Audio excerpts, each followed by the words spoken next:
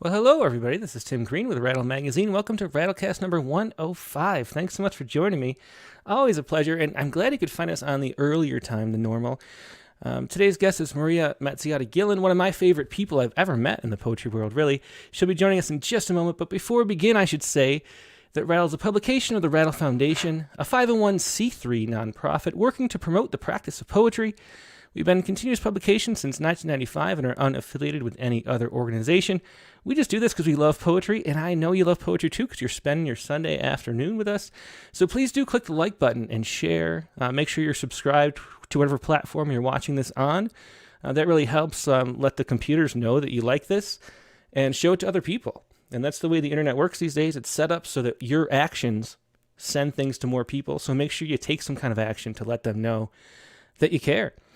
Now, as I mentioned, Maria Mazziotti Gillan is a frequent poet we've published often in Rattle. We interviewed her in Rattle number 46 down in Binghamton, where she teaches and created that creative writing program there. Maria is the recipient of a 2014 George Garrett Award for Outstanding Community Service in Literature from the AWP, the 2011 Barnes & Noble Writers for Writers Award from Poets and Writers, and the 2008 American Book Award for her book, All That Lies Between Us. She's the founder and executive director of the Poetry Center at Passaic County Community College in Paterson, New Jersey, editor of the Paterson Literary Review, and Bartle professor and professor emerita of English and creative writing at Binghamton University-SUNY. She's published more than 20 books of and about poetry and has edited 4 anthologies. Her most recent book that we're going to talk about mostly is When the Stars Were Still Visible from Stephen F. Austin University Press, which just came out. And here she is, Maria Gillan. Hey, Maria, it's so great to see you. Hi, sweetie. I think I have to turn something on, don't I? No, you're all set. You're good to go. I thought I was muted. Something I think some people would like me to do. Be muted. No, I've got a whole soundboard here that I take care of, so you don't have to worry about anything. Oh, good. So how have you been? It's been a few years since I've talked to you. Well, I'm always busy. I'm always doing something or other. Last year, though, this past year with the pandemic I'm a very outgoing person, and this was very difficult for me. And then I broke my hip, and then I had 2 surgeries, one which failed, and then I got C. diff. So it has not been an easy year. I can't wait to get back to my usual doing 100 things a minute. Yeah, that's what I was going to ask about, because you just do so many things and have for so long.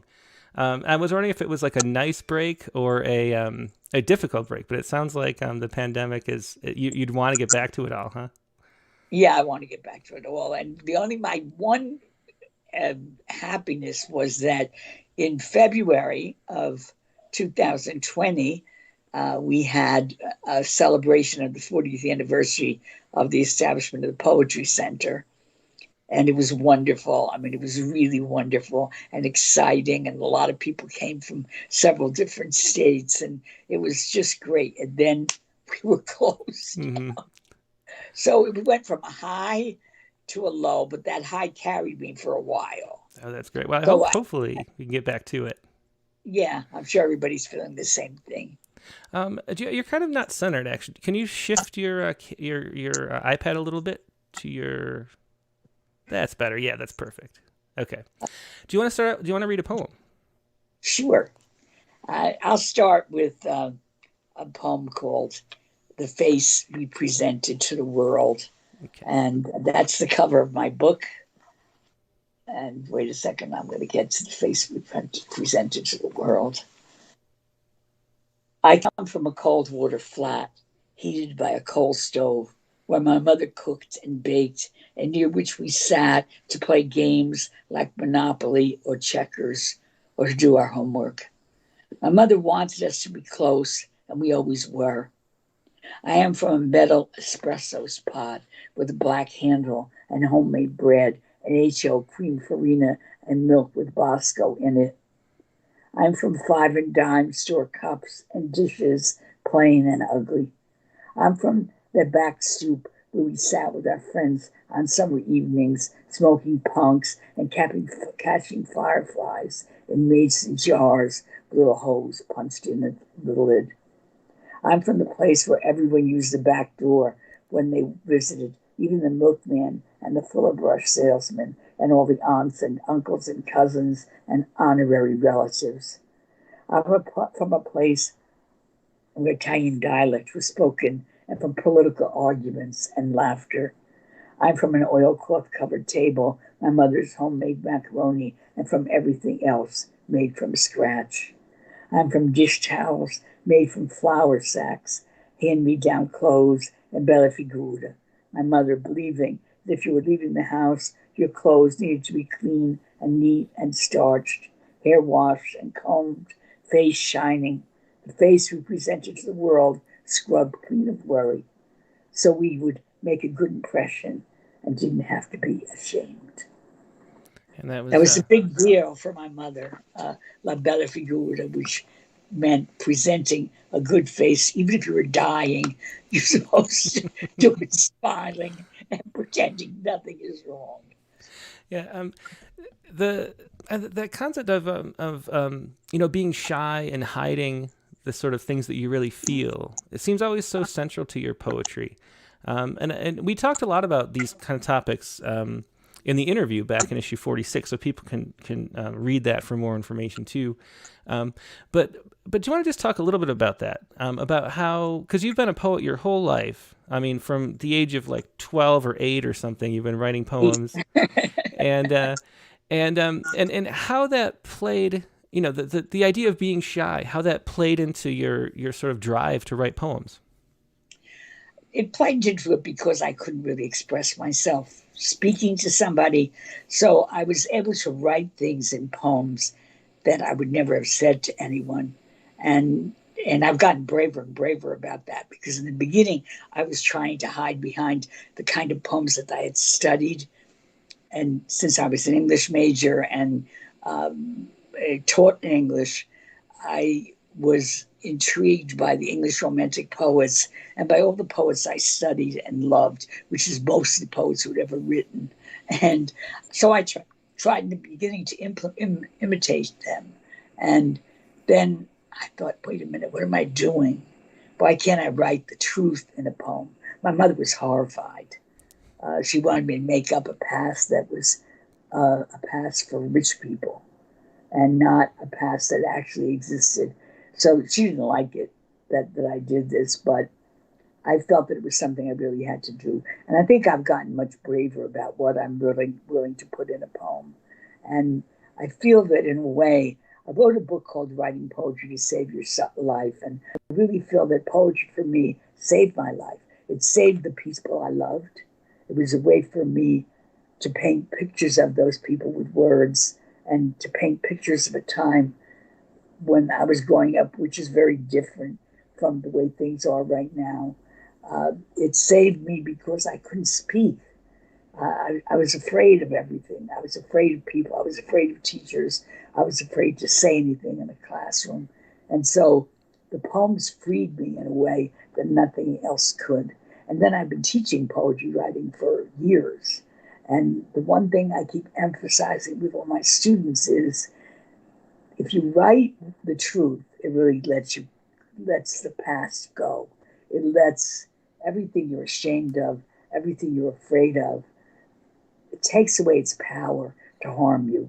So I really do feel that about poetry. Reading it, writing it, has all been central to my life and to what I've tried to do with my students. I want them to be freed of all the constraints. As an Italian American growing up, there were a lot of constraints. Be silent, don't make any noise, sit there and don't cause trouble, and don't call attention to us, and we're going to get in trouble if you call attention to us. So the idea was to be as silent as possible and to sort of sit in the corner and not make any waves. And I think I've dedicated my life after 40 to making as many waves as I possibly could. Yeah, that idea though, that writing poetry to save your life is such a great book, and I really recommend that to anybody who is listening and wants to have a book like that. But it's so important psychologically. You've described poetry as self-psychotherapy before, Yeah, and I think that some poets don't want to admit that, or don't want to talk about the fact that writing is really a mode of healing. But in the time since we've done your interview, I started reading the work of James Pennebaker at the University of Texas, Austin. Are you familiar with his work at all? so I He's can a go look. yeah, he's a psychologist. I'm going to interview him for the next issue next week, which is why he's on my mind. I keep bringing him up in these Rattlecasts. But he did a whole series of studies on this actual thing, where he gave students expressive writing exercises, where the experimental group would write about their traumatic experiences and their shames and their guilts and things like that, and then the control group would just write about like a favorite hobby or something. So it was something like psychologically not meaningful, and then he followed them through the course of the semester and compared the two groups, and took blood draws, and their actual like cortisol levels and their blood health was improved by writing about their experiences in an honest way, in a really statistically significant way. And he's done a whole bunch of research. I mean, he discovered this in the late '80s, I think. He's done a whole bunch of studies since then, like refining that model. But basically, the idea is that your subconscious part of your brain knows all these things and is like worrying and like wringing its hands constantly, but can't really speak and can't connect with the conscious part of your brain that uses language. And so writing that out sort of makes yourself cohere in a way. And so it's a kind of a bridge between your multiple selves is what the expressive writing does. And that's what Write and Heal is really, or your book, how to write to save your life, is really about. So like you've gone on that journey and sort of discovered that too in a separate way from him, I think.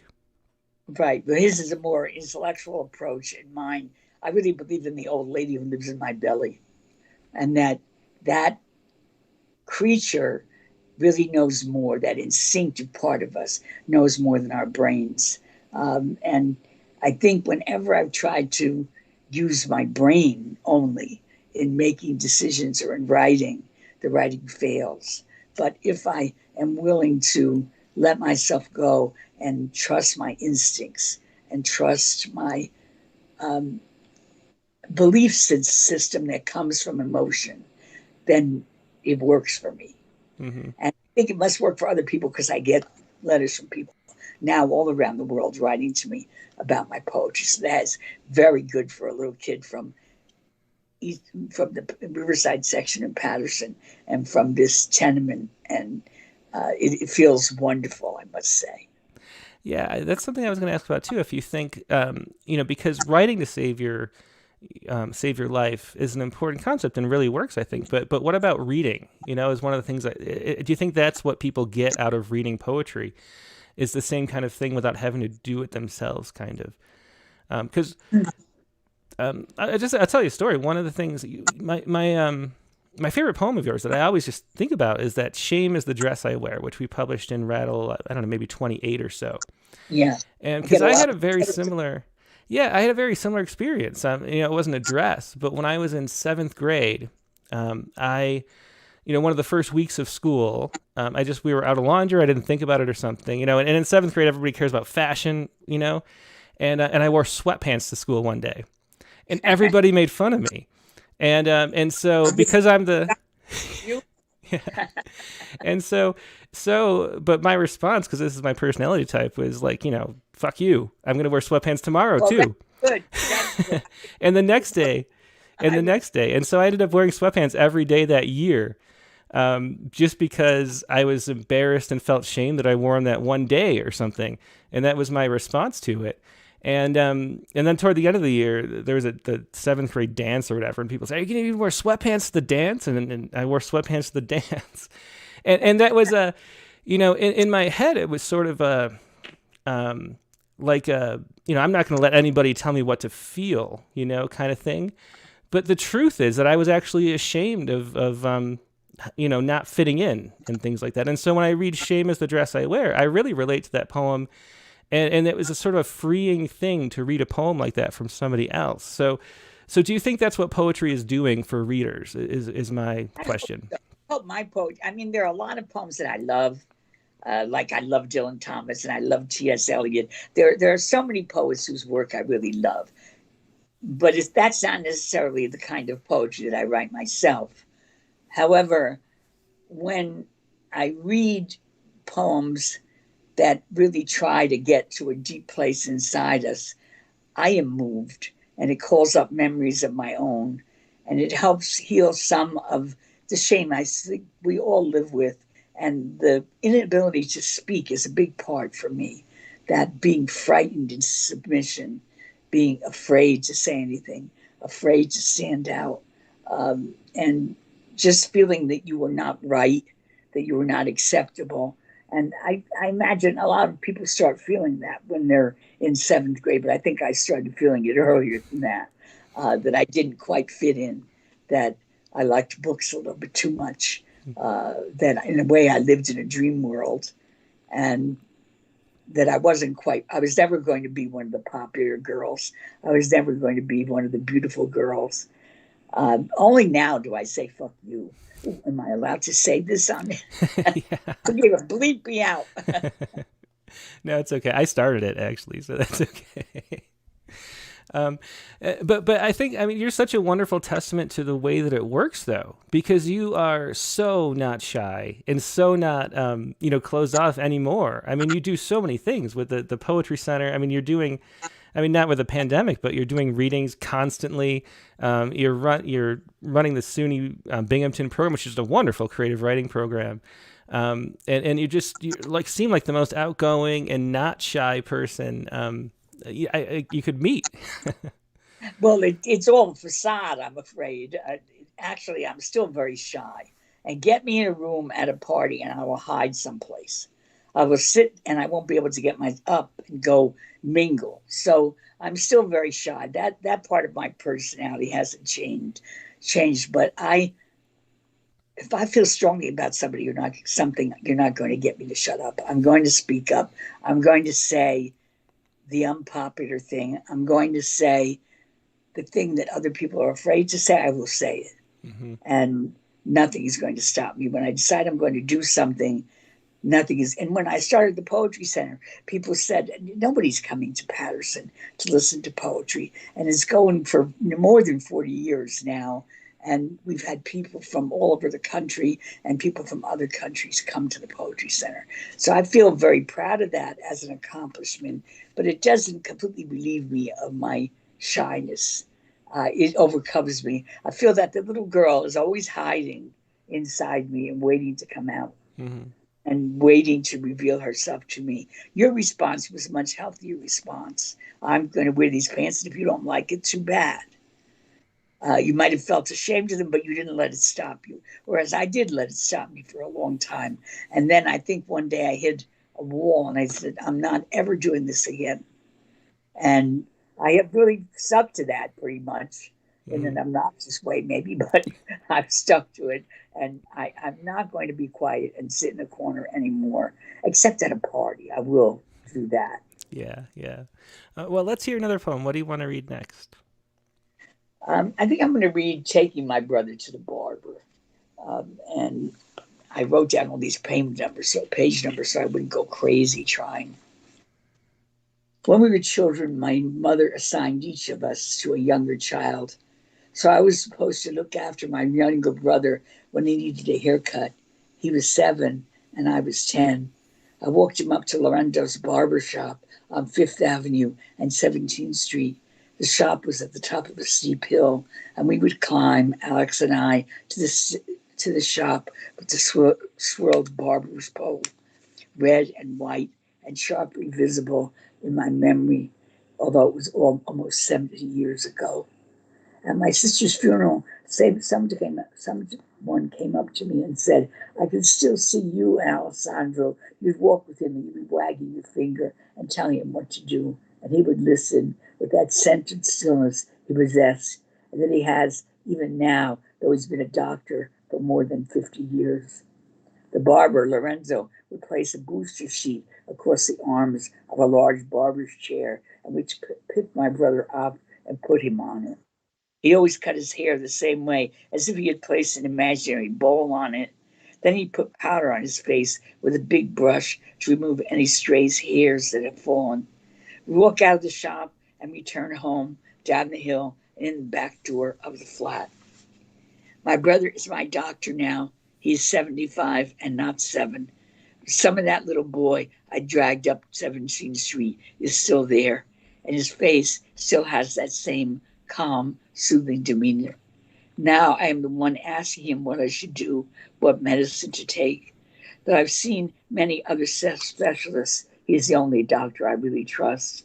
He never says that I shouldn't lose weight, though I know I should. Instead, or say that I should do more exercise. Instead, he offers comfort and solace and just the right prescription for me. After some specialist decides I could have some complex and dangerous procedure, and then says, I have to tell you, the procedure could leave you paralyzed or give you a stroke. My brother always tells me, no, I wouldn't do that. Too risky and not enough chance that it will succeed. He reassures me, better to be cautious. Surgery is a last resort. And suddenly I see him as a little boy, so serious, so self-contained, even when I'd acted like a big boss who scolded him, and he would turn those huge dark eyes on me and never complain. I'm very lucky to have him as my doctor and my brother, I have to say. Yeah, for sure. And that poem was Taking My Brother to the Barber from When the Stars Were Still Visible, Maria Gillan's newest book.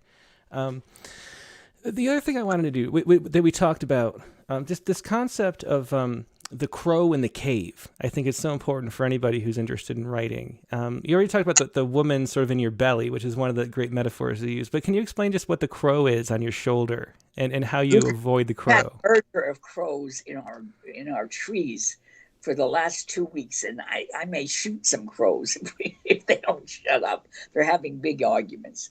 But I see a crow as kind of sitting on our shoulders, and the crow tells us everything that makes us afraid, tells us all the ways that we're stupid or not the right social class or not articulate enough, or makes us afraid to say anything or do anything. And I think in order to write or paint or whatever it is that we do as creators, it will make us afraid if we don't shove us off our shoulders. I think that we have to move down in ourselves, take this long journey to the center of ourselves. And I call that place the cave, because it's dark and it's scary and it's got every bad memory we ever had, every good memory also, but every bad memory. And it has the crow at the entrance trying to tell us we can't do this, we're not good enough. Who wants to listen to us? Who cares about our stories? Who cares about us? Who wants to hear another poem about a grandmother or a grandfather? All the things that make us afraid that what we're doing is wrong. And I think you have to get rid of the crow in order to do whatever you're going to. To be a great doctor, a great lawyer, a great teacher, you have to get rid of that crow, because the crow takes away your self-confidence, your sense that you could do whatever it is that you decide to do. And I truly believe that if we make up our minds to do something, we can do it. And my own life has proved that. It took me a long time to get to be a full professor at a big university, but I got there. It took me a long time to create the Poetry Center. And even when I was a professor at Binghamton, I never let the Poetry Center go. So I kept running the Poetry Center while I was a professor at a big university. I think that the crow and the cave are necessary symbols of what we have to overcome if we're going to do anything in our lives. And that means anything. I don't care what it is. We're all afraid. We're all human. We're all haunted by memories in which we didn't look so good, or people were mean to us, or we fell off a stage, or whatever. And so we have to, in order to do anything, we have to move forward, and we have to move past the crow. The crow's going to convince you can't do anything, you're no good. Yeah, and there's something about creative writing and in writing poems that you're sort of embodying, you're acting out, getting past the crow. It's like you're a performance where you like knock the crow off your shoulder and show everybody that you can do it too, and then go into the cave like you talk about. And so it's a really empowering thing to read honest poems that discuss your life honestly. Well, I hope it is. And I'm very proud of my students, I have to say. I've had students win big prizes. I've had students publish wonderful books and then win big prizes. I'm always so thrilled when my students do well. I know there are teachers who get jealous of students. They're always like my babies. And when they get past the crow, they start afraid. And my job is to open the door for them and shove them through. And so that's what I do. And I'm very proud of their success, the way they've gone out into the world and embodied this concept of the crow and the cave. And it's given them courage. And every time they send me a book that they've published, every time they tell me about an award they got, I feel that my teaching has been successful and my ideas about poetry have reached people. And I want that. And I can't tell you, my book on poetry is really, I think it's about, I can't remember when I published, because years go by and I don't remember. I do 1,000 things, but I can't tell you how many people have written to me about that book. Or I'll meet them at a festival and they're carrying my book and they want me to sign it. And they tell me how much it changed their lives. Isn't that what we all want to hear? That our poems had a radical effect on people and made them rethink that what they were doing with their lives and gave them courage. That's what I want. And it was hard for me because in the beginning, if you look at my early books, I'm hiding. I'm hiding behind language. I'm hiding behind image. I'm trying to be Keats or Shelley or T.S. Eliot. I'm trying to be somebody besides myself. And it took me a long time to think, well, maybe somebody would be interested to poems by an adult, lower-class Italian-American who grew up in a tenement, who's a mother, a grandmother, a daughter, a granddaughter, a wife, all those things. Maybe they would be interested. And they have been, I have to say. So that makes me extremely happy. When I get letters from people, I'm thrilled. I don't want to say that I'm not thrilled. I am thrilled. And I'm still thrilled after all these years. Yeah, one of the things that I don't know if I ever mentioned it to you, but the reason why I came to interview you, I think, was just because I noticed how many of your students were sending in poems that we just loved. And so it was one of those things where just over and over again, I always felt like there's two programs that are just really, really amazing and the kind of poetry that we love at Rattle anyway, which is SUNY Binghamton and the Pacific University program, Yes. the low residency. We have a lot of their MFAs come to us. Yeah, there's some kind of PhD. synergy to both of them where instead of trying to write, I don't know, there's just an honesty to the voice and to the seriousness of like self-exploration or the world's exploration or something that comes out of those two programs, I think. Whereas other programs feel like there's a lot more like craft attention maybe, or and the poems don't really connect as well. Be sloppy, but that I care more about what the poem is saying and doing than I do about how polished it is. I don't need but some MFA programs produce what I call sausage poems. So they're grinding them out the way my uncle made sausage. And their sausage is plain boring. And to me, they're boring. If somebody has to get up at a reading and spend 25 minutes explaining their poem, I want to shoot them by the time they... I get, I've been running readings for about 45 years. And I can't stand when somebody gets up and somebody who thinks they're a genius and has to spend 45 minutes telling you how stupid you are because you're not going to understand the poem. If I can't understand the poem, then there's something wrong with you, not with me. But we were made, when I was in school, many people hated poetry because they were made to feel dumb, that they didn't understand it. And I don't want that ever to happen. So I have simplified my language. I have tried to be as direct as possible, and I've tried to teach my students to do that. Now, I have to correct something. That is, I retired from Binghamton 3.5 years ago, not because I wanted to, but because I wasn't physically that strong, and that long ride was too hard for me. When the policeman stopped me and told me I was weaving in and out of a lane at 12 o'clock noon, I decided that perhaps I wasn't safest on the road, and that I needed to retire. Then I was a Bartle professor for several years, so I was still doing a lot with Binghamton. But Tina Chang came in and as the new director of creative writing, and she may take it in a totally different direction. But I was very proud of what I was able to do during the 20 years that I was there, and felt very happy with the students and the work they produced. Yeah, well, just so many that if you look through the list of the graduates and the list of poets that we publish frequently, there's a lot of overlap.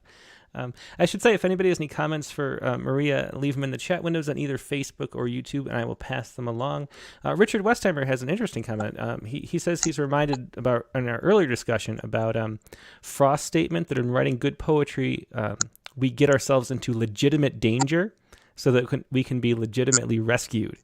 I'm not familiar with that quote. That's a really cool idea. Does that resonate with you, that sense of legitimate danger? I'm not sure I feel endangered. I did in the beginning because it makes you very vulnerable. But I think in that sense, yes, you're in legitimate danger. You're vulnerable. People can make fun of you, just like the sweatpants. And I think that you have to be willing to take a risk in order to go there. You have to be willing to say, I am going there, and I know I have flaws, and I know I am not perfect, but I'm going into the world without all the stuff I tried to put on myself to keep myself hidden. So yes, that is a legitimate danger. I love frost. I've been one acquainted with the night. I've walked out in rain and back in rain. I outwalked the farthest city light. I mean, look how wonderful that is. How musical, and how revealing it is about his own sense of himself. I love that. I love that in poems. I love music in poems. I love Dylan Thomas. I went to Wales several years ago to do a reading tour with Laura Boss, and we did a reading tour, and we rode around with Dylan Thomas's daughter. And you can't imagine how much I have always loved Dylan Thomas, and to ride around in a car with Dylan Thomas's daughter, and to read at his home at Larne, and to see his writing shack, and go inside and sit there and be able to read inside the house at Larne. Of course, I was much better shape, so I was able to climb 2,000 stairs down to the house. I'm not sure I could do that now, but I certainly did it then. And it was wonderful to see that. And I think he followed the voice in his own head, which was a very musical voice. And sometimes, if you look at it, it doesn't sound realistic. But when you go to his boyhood home and you look out over Swansea, where he grew up, and you look out the window, what you see is exactly, remember Poem to October and Poem to my 30th birthday, and his poems so clearly describe exactly what you see from that window. So you realize he seems to be writing very surreal poems, but actually the description is perfect. So I nearly cried when I saw what it looks like outside the window. Anyway, I'm babbling and probably getting off the topic. No, it's okay. But let's read some more poems to make sure we get through a good number of them. What are you going to read next? I think I'm going to read Ma Flanders, Louisa, and me. Ma Flanders, of all the characters in those novels I read when I was still young and in grad school, is you I remember, flamboyant, sensuous, in love with life. You always look for the main chance, and I, who could barely remember a name 5 minutes after I hear it, remember yours. I knew you were self-serving, but I love that you never lied about it. You never made excuses. I imagine you trying to make your way, and that's in 17th century England, where a woman on her own would have been vulnerable, a victim. You remind me of my dear Louisa, that woman who married 4 times, who wore a tan-colored corset with lace stays that had to be pulled tight to hold in her large breasts and belly, who loved to dance the tarantella, her whole body exhilarating and moving and stomping. And then I know Ma only through a book. I know Zia Louisa from my childhood, watched her move like an armored vehicle through life, past three dead husbands and onto a fourth, handsome, elegant Guillermo, who lived in a small apartment above us on 17th Street in Paterson, New Jersey. My mother told me that in the night she'd hear Zia Louisa crying, but in the morning Zia Louisa would come down the back steps, her cotton dress stiff with starch, her lace handkerchief tucked in her sleeve, and she'd be smiling and laughing. She never told my mother what sorrow she carried hidden in her sleeves. The world does not want to know, and you are mistaken if you think you heard wild sobbing in the night. I loved her in a way I approached the world in somewhat the same way, although I didn't have 400 and only one for 47 years. But she approached the world in that way, and I love that she did that, and that she wasn't willing to let anybody pity her in any way. Yeah, and that was Mal Flanders, Zia Louisa, and me from Maria's new book. Let's hear another one. I want to make sure we get through a good number, so let's do another poem right now. Okay, I'm going to read Going Shopping. I used to go shopping with my daughter when she was a teenager.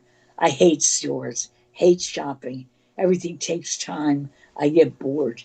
But I went shopping with my daughter because she wanted me to go. I loved watching her try on clothes, loved seeing how beautiful she looked, marveled at the perfect bones of her face. What did I know about shopping? What I did not know about shopping could have filled the Garden State Plaza Mall, but I could not deny her anything. We'd get inside a dressing room, and all my common sense would fly off the door, and I'd say yes to everything, as though I could make up to this child who still lives inside me for all the clothes I could not afford to buy when I was young, as she is now. I wanted to give her the life I never had, an upper middle class life tucked into a silver box with a silver ribbon. Looking back, I remember how happy I was to watch her try on the clothes we bought, how happy that she looked nothing like me. I had yet to learn that her beauty and grace would not protect her, but from what waited for her outside the circle that had drawn around her.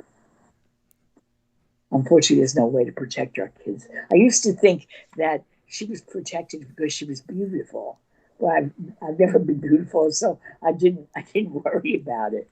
But I used to think that her beauty protected her and opened doors for her, and it did. She admits it did, but it also hurt her too. Mm-hmm. Yeah, it cuts both ways for sure. That's But when you're not that great looking and you see somebody beautiful and you think they have it made, and all the doors will fly open uh, for them and for everything they want to do in their life. Um, let's talk a little bit about that music that you talked about before, because you mentioned Frost and Dylan Thomas, and one interesting thing when I came to visit you at SUNY Binghamton, there was you asked me to read a poem because I came for your, I can't remember what you call it, the writer's desk or something, or the editor's desk. There was some kind of series you had where editors came in. Writing Life. I made up that program. It's probably going to be gone, but now that I'm not in charge of the program, but I made up a program called the Writing Life, where I brought people who were editors and people who were publishers to talk to the graduate students and the undergraduates about what it takes to have a writing life and how much we have an obligation to give back to other people for editing or setting up series or whatever it is we do to make ourselves good literary citizens. Yeah, well, when you asked me to read a poem of my own, and you said, you can tell. You said, listen, kids, you can tell that he reads a lot, which is an interesting comment, I thought, because there is this like music to speech that you acquire from reading a lot, and it's different. I mean, it's different than the Dylan Thomas type music. There's a certain music that language has naturally or something, and Yes. and your poems have that. I mean, you're not writing in rhymed couplets or iambic pentameter or anything like that, but you're writing with the music of natural speech. Can you talk a little bit about that and why you choose to write like that, even though you love, Dylan Thomas and Frost and things like that too? I've read every poet in the world, I think, and I could imitate them, but I decided that I wasn't going to. I was just going to listen to the way people speak. That the people I grew up with never had anybody to represent them, and a lot of the poets I meet are upper middle class people or upper class people, and they have a certain voice, and I want the voice of my people to be heard. And so I hear a music in English. I hear a music in Italian too, I have to say, but I hear a music in English that is incredibly beautiful to me. And I hear music in the voices of uneducated people and educated people. And I try to replicate the voices I hear in my head because I carry people's voices with me. Don't you? That voice, that sound of English. For me, going to school, I didn't speak English, so I fell in love with the way it sounded. I love the way Italian sounded, and when I get home, I'd hear Italian and be surrounded by the music of Italian, which is a different kind of music. But the music of English for me drew me in and made me want to write, made me want to be a writer. When you read, in a way, language gets absorbed into your body. And when you write, that language comes out. And it comes from your body, not from your brain. It comes from your body.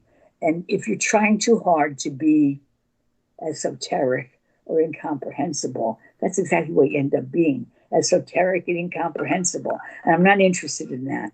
I'm really interested in writing poems that people can relate to and I want people to cry or laugh. I want the hair on the backs of their necks to stand up.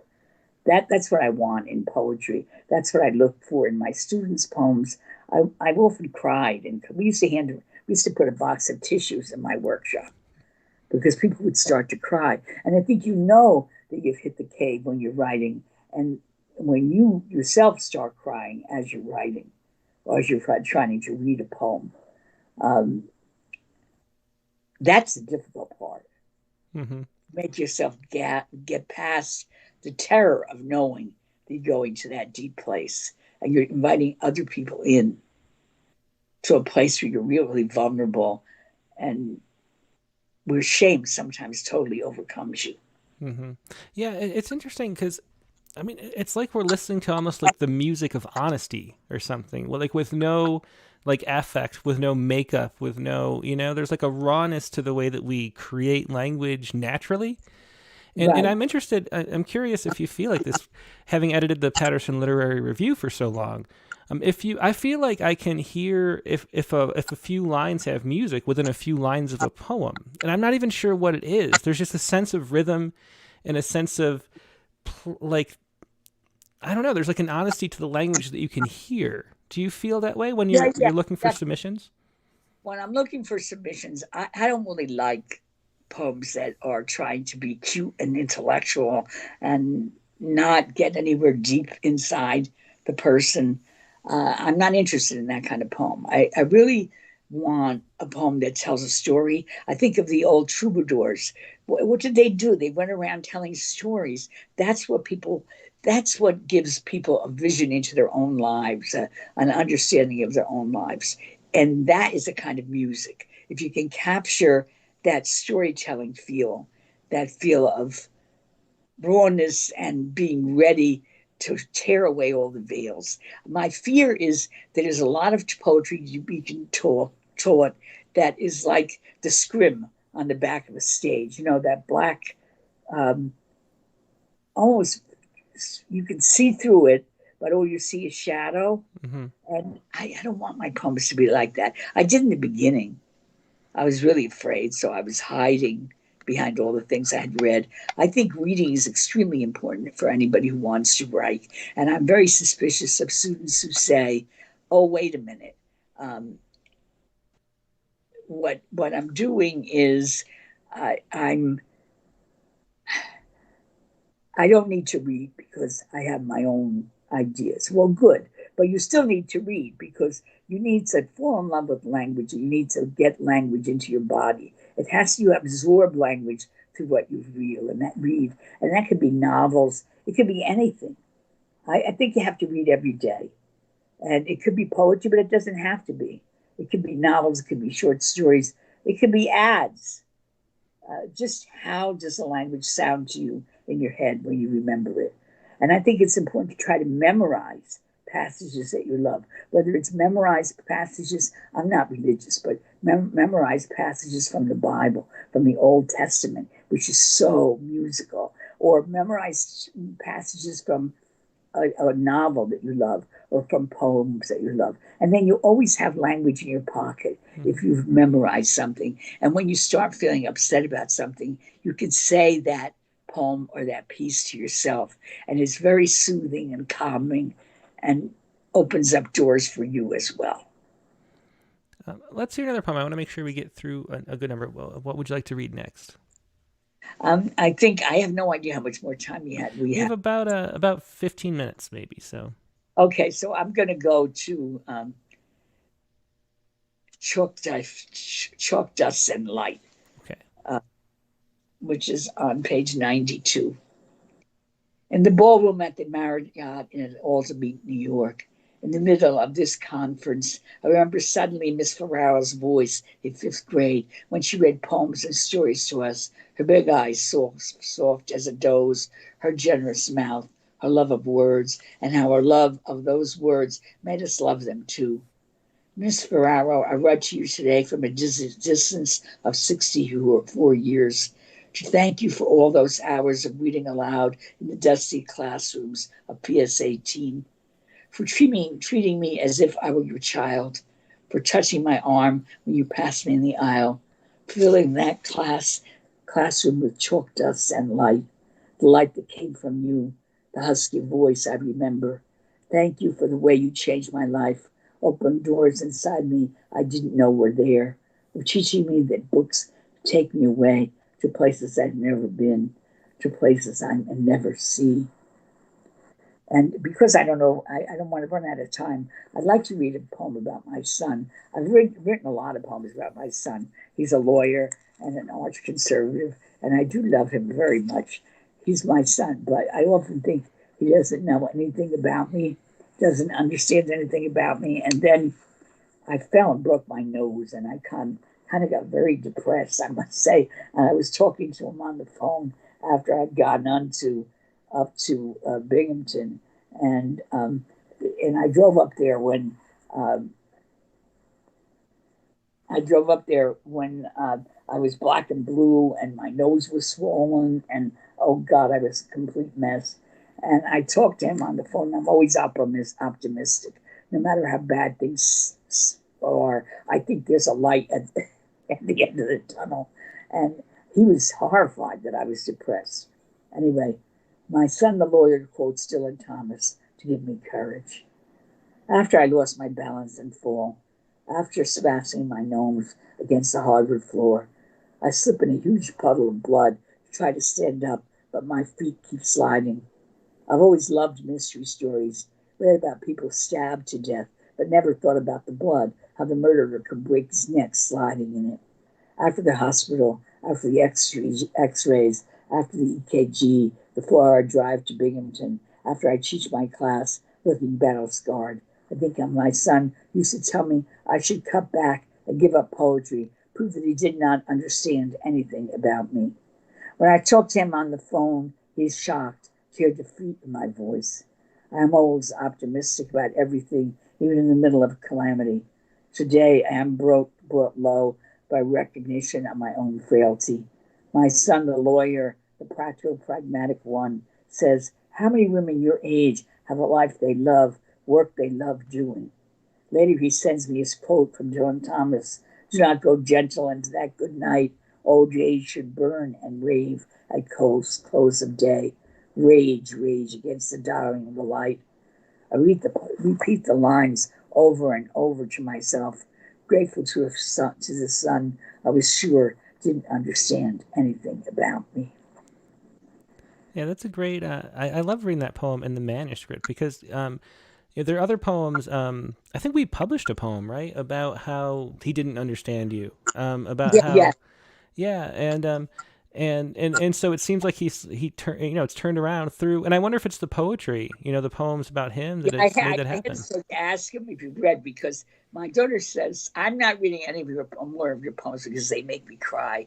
And then she'll be here visiting me, and one of my books will be here, and I'll come downstairs and she'll be here, and she's crying. She said, "You did it again. You did it again. You made me. I wasn't going to read the poem. I wasn't going to look at the book. And here I am reading the poem and feeling terrible about it." So, I guess that's the way it goes. Anyway, I thought for a long time that we were so far apart, and that he seemed to have so much difficulty talking to me. I remember sitting at the side of his bed when he was a kid, and he would tell me everything, and we were close. And then I guess young men have to go through that distancing period and cut themselves away from their mothers. And I found that very hard. Uh, and but I think we've both grown up to a certain extent. I find that even at this age, I'm still growing up, and I was glad that I couldn't believe he understood what I was going through, and it was very. It made me feel wonderful. And now, every Sunday, he calls me exactly the same time. He's very practical. 5:45 on Sunday night, he calls me, and, which is very nice. I used to chase him. Now at 5:45 on Sunday, I know I'll get a call from my son. And if he can't call then, he would send me an email or a text saying, "I can't call today, but I'll call tomorrow." So that makes me feel really wonderful. Yeah, that is wonderful. I'm really glad to hear that. So we have a question from Spartacus Anagnostris. Over in the UK, I think he is, or might be back in Greece right now. Do you discover things that you don't know about yourself in a poem? What is the most important element that gives depth to a poem? Sort of a two-part question, but it's interesting because your poems are so memory-based. Do you feel like they're the sense of discovery or sort of re-exploring? Like how does that feel for you? Yeah, I never know what's going to come out, and I never correct or proofread or make revisions while I'm writing the poem. And I try to get my students, if I see them crossing out, I go, no, just keep writing. And I give them 20 minutes. And I give myself 20 minutes. And I find things out about myself and the past that I've forgotten, that I didn't remember. It gives me sometimes illumination about my own motivations in a situation, or more sympathy for somebody else that I didn't understand the person and didn't know how much they taught me about living and about being alive and how to be a good human being. And I've forgotten the second part of his question. Where was it? What is the most important element that gives depth to a poem? Clarity. I think being clear about what you're writing, not trying to control what you write, because I think you have to be ready to let go and let the instinctive part of you take over. I can tell when I've done that, because my hand seems to move almost by itself across the page. I write my poems by hand. Then sometimes I can't read my own handwriting, but anyway, I write my poems by hand, and very quickly it's like all these memories come pouring out, and things that I didn't grasp when I was younger suddenly become clear to me. So I think the poem becomes a kind of exploration of memory, but also a way of understanding other people and yourself and your motivations for why you did a certain thing, or why you said a certain thing. And in a way, it's a way of asking forgiveness for people that you've hurt because you didn't understand. And having gratitude for the things that people taught you by the way they live their lives. Yeah, that makes a lot of sense too. There's one more thing I wanted to ask you about, and then we can do one last poem. But I didn't realize somehow, after all these years, that you paint too. In this cover, which I'll show on the screen, when the stars were still visible, is your own painting. So I'll put this up. This is this is the cover of the newest book, and then I assume that painting in the background is yours too. How long have you been painting? Well, I have paintings all around me. I have to thank Diane DePrima, who was a wonderful friend who died last year. I loved her so much. Although we led very different lives, we were on the same wavelength. And She was the one who got me to paint again. I painted when I was young, and then I didn't. And then we were on a reading tour in California, and she said, before we go to Santa Cruz, we're going to go in and buy paints. And I thought she was buying them for herself. But she said, no, you're buying paints. And I went, I'm going to go with this famous person, and I'm going to paint, and I can't even draw a straight line. And I did the same thing that I do with my students. I started painting, and I couldn't get it right, or if there's a right. And then I thought, why are you doing that? When you teach writing, you say just let go and let the instinctive part of yourself take over. It doesn't have to be perfect rose. It can be Maria's rose. And I've had such fun painting, I have to say. And I've painted so much in the last few years. And I'm selling a lot of paintings. I don't want to brag, but it's fun. It's fun to have somebody buy your paint and then send a picture of it hanging in their house. Oh, I bet. Yeah, yeah. And what I wanted to ask is what the process, you talk about going to that cave, of course, and I wonder how much the process of painting is similar and different to writing a poem, because I don't paint, so I never know. So I'm always curious about that. And for me, it's different from writing a poem. It's still, I try to tap the instinctive part of myself, but my paintings are much more joyous. They're much more primitive. They're much more unrooted to reality, really. And what I try to capture is the essence of people, the kind of feeling about people that they convey through their eyes or through the way they stand or the way they hold their hands or the way they bend their heads.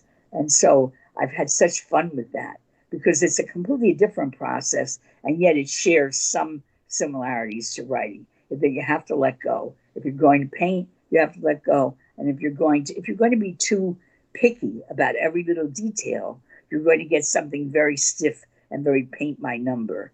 And that's definitely not what I'm trying for in painting. And what I'm trying for is something much more surreal in painting. I sometimes have figures floating around and weird little creatures and little cats. And I don't know, I put little strange things in there and have a great time doing it. Yeah, I think you can tell having looked at some of them. There's a website. So mariagillan.com is your poetry website, but then Maria Mazziotti Gillan with your middle name in the middle is the painting website. So there's a whole bunch of paintings you can see there, and they are very whimsical and fun. Well, we're up on time. Do you want to read one last poem? Sure. I think I'll read Meatloaf and Hamburger Helpers, which is on page 93. Growing up, my mother cooked macaroni and gravy, meatballs, and rajola, spinach, lentil soup, roasted chicken, and potatoes. Made zeppoli, big salads from the garden, zucchini with rosemary, meals so delicious I can still taste them. When my children were growing up, my mother-in-law taught me to make American food that my husband liked because he grew up on it. So I learned how to make pot roast and legged lamb and stew and roast beef. She taught me how to make meatloaf, which was cheap and could be used for one meal plus sandwiches. She taught me to make meals with hamburger helper, which my mother called that junk. Years later, my stomach turns at the thought of hamburger helper, the greasy feel of it, the fake chemicals taste of salt and sauce and spices, flavor created in a lab. When I served those meals, so different from anything my mother ever cooked, I felt I had arrived in middle-class America, that I now belonged in a land that almost guaranteed you'd die of a heart attack before you could reach old age. Not the land of my father, too poor to buy all that meat, even if he had wanted to. My father, who died at 92, sitting in the sun in his garden, the aroma of tomatoes and peppers and zucchini perfuming the air around him. Thanks so much. And that was Meatloaf and Hamburger Helper from Maria's newest book. Maria, thanks so much for joining us today. It's just a pleasure. I'm so glad we could do this and I could see you again. It's been a long time. And I'm glad to see you, and I want to congratulate you on the wonderful work you're doing in spreading poetry that's comprehensible and making it available to a lot of people in the children's that you do, the children's poems that you do, in this kind of Rattlecast, in putting poems on the web. I just am very amazed every time you start a new project, and I feel you're a younger version of myself, a lot younger version of myself. Well, that's the highest praise you could possibly give. So thanks so much, Maria. I just love talking to you and getting to see you again. So thanks so much for joining us. Thank you so much. It was a pleasure, Tim. And congratulations on everything you've done. You should be very proud. Well, thank you. Have a good day. You too. Bye. So that was, Maria Gillan. And you can find Maria at Maria's website. Maybe I'll put this on the screen. So MariaGillan.com right here. Oops. Let me...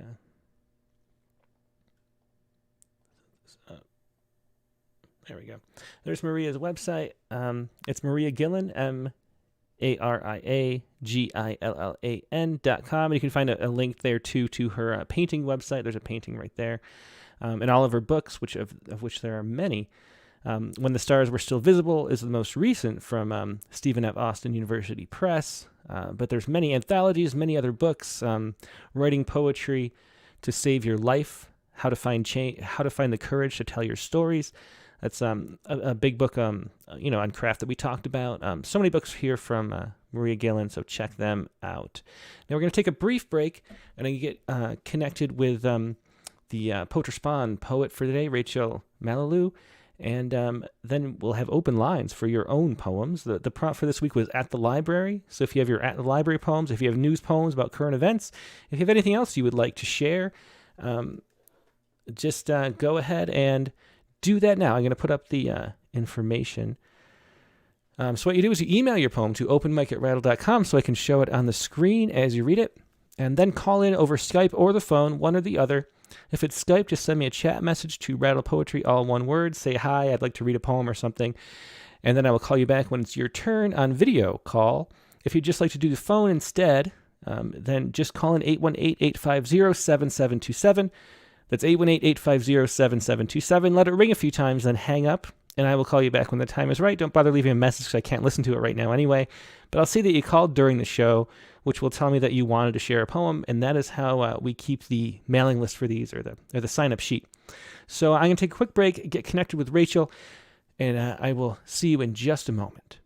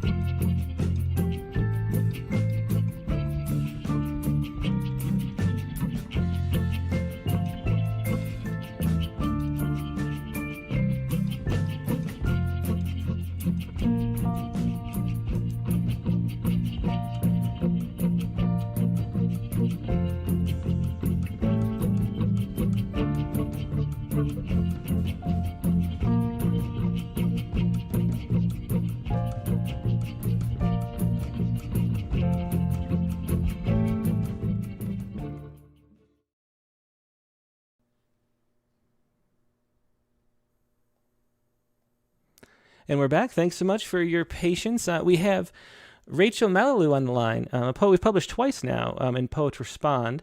And here she is. Hello, Rachel. How you doing? Hi, I'm good. Thank you. So you said you're at a cabin now. Are you having some restful time? I know you work as a doctor during this tough time. Is it sort of a vacation type situation? Oh, yeah. Thankfully, we have a cabin in Virginia, and it really has, during this whole time, kind of been our happy place. I have 5 kids at home that I take care of as my other job. So this is where we can kind of come and unwind. And I just got off the lake, so jumped up here for the Wi-Fi. Yeah, well, it's so glad that you could share these poems from your perspective as an emergency room physician, I think, right? So you are in the hospital treating patients with COVID for the last 18 months or whatever. I mean, can you just talk a little bit about what that's been like and through the different waves and things? Sure. I mean, initially, obviously, we've never seen this virus. We've never seen anything like it. So at the beginning, there was almost this, not excitement, but an energy that carried us through. And we were regarded as heroes, and people were dropping off so much food that we actually didn't know what to do about it. The patients were really grateful, but it was really eerie at the beginning because everybody was so sick with COVID, and the people that didn't have COVID stayed away. We actually had a lot of time to take care of the people with COVID. And then we kind of got used to it. Back then, there was a lot of fear. We covered our hair all the time, or everything. We just didn't know how we were going, if we could get it. As time went on, we kind of learned more about the virus. You got used to it. You kind of lived with it. We had little surges in the summer, huge one at the holidays, which was disheartening because we knew it was coming, but no one listened, and it came. And then it almost completely went away. And I'm from Maryland, which is a really well-vaccinated state. So at the beginning of the summer, we had almost down to 0% positivity, and we felt normal. And this last one, the reason I had to write this, it's so upsetting because now it's starting again. And everybody that comes in is unvaccinated and very sick very quickly. And the whole rest of the world is still in the emergency department. Yeah. So it's overwhelmingly busy. And now we're just so tired. So. Yeah, I mean, I can definitely imagine. I mean, however, how the whole general public feels must be magnified 1,000-fold when you're working with it every day. Right. One thing I'm wondering about that I never see much about is treatment protocols and things like that. How much better, just since we're talking to a doctor dealing with it, how much better have the treatments become? I know using corticosteroids helped a lot, more so than ventilators, but other medications and things. How have the development of therapeutics gone? Is it easier to treat patients now, or is it just as hard? We have a few more tricks up our sleeves.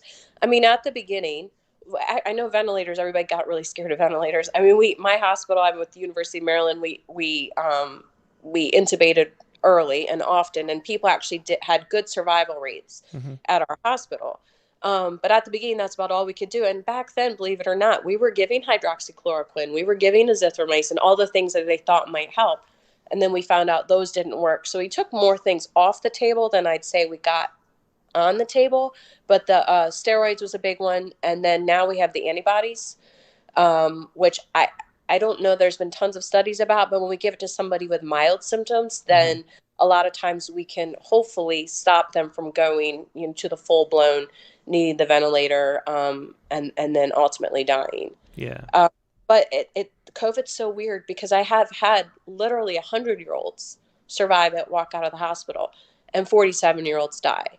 So most people get it, and it's a cold or a flu, and we just don't know who's going to get it bad. But now when you see them, you just know. Like when they come here, I just know if they're going to be one of the ones that does poorly or who does well. Oh wow! And how can you tell? Is there just a sense of it? Yes. Yeah. I mean, where I've gotten to where I can, and then because I can follow up in the record and see how they did, and sadly, I'm almost never wrong.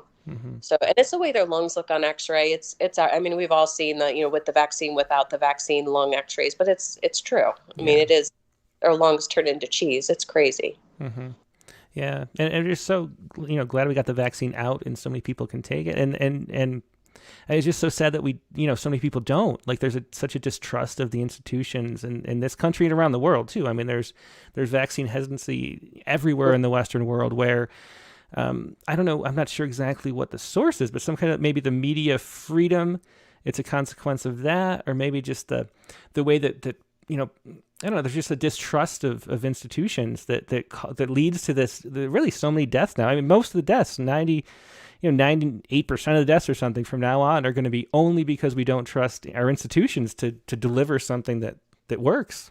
It's true. I have actually not admitted to the hospital one vaccinated person yet in this latest wave. I have not seen one person come in. I mean, there are people getting sick, obviously, but not requiring hospitalization and not dying.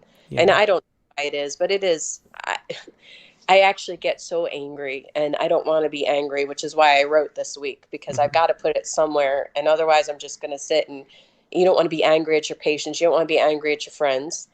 And it's hard not to be, because I know everyone likes to pretend things are fake news and all that, but, we have to live it and we have to see it. And every death is tragic, whether it could have been prevented or not. So that is taking a huge toll on healthcare workers right now. Mm-hmm. Well, that's a good transition to go to reading the poem. Can you read it? Mm-hmm. Okay. Delta.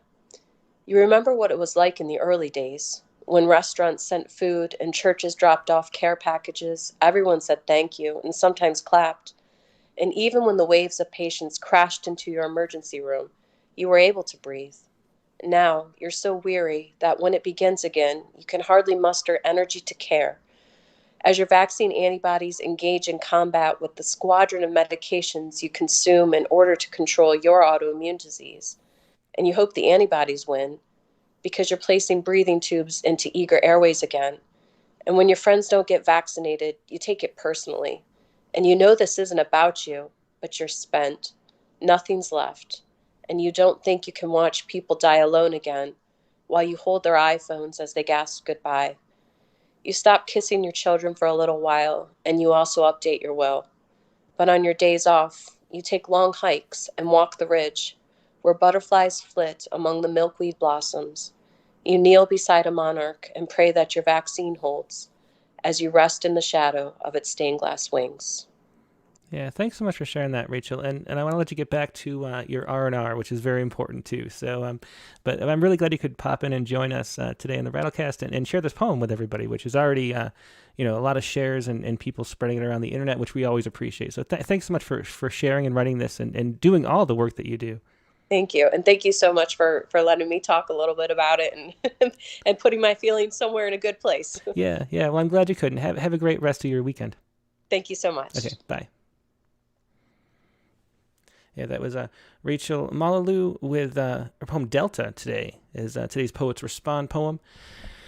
And now let's see what you have. Let's do, I almost forgot that we're going to have prompt poems. So the prompt, as we mentioned, was at the library. And I didn't write one this week. It's my second failure week in a row. I just didn't have time. I did the math, and I worked 82 hours this week. So every time we go on vacation, there's no one else to not be on vacation. So vacations are kind of brutal for me. And we're putting the fall issue to the printer, which is at the issues at the printer.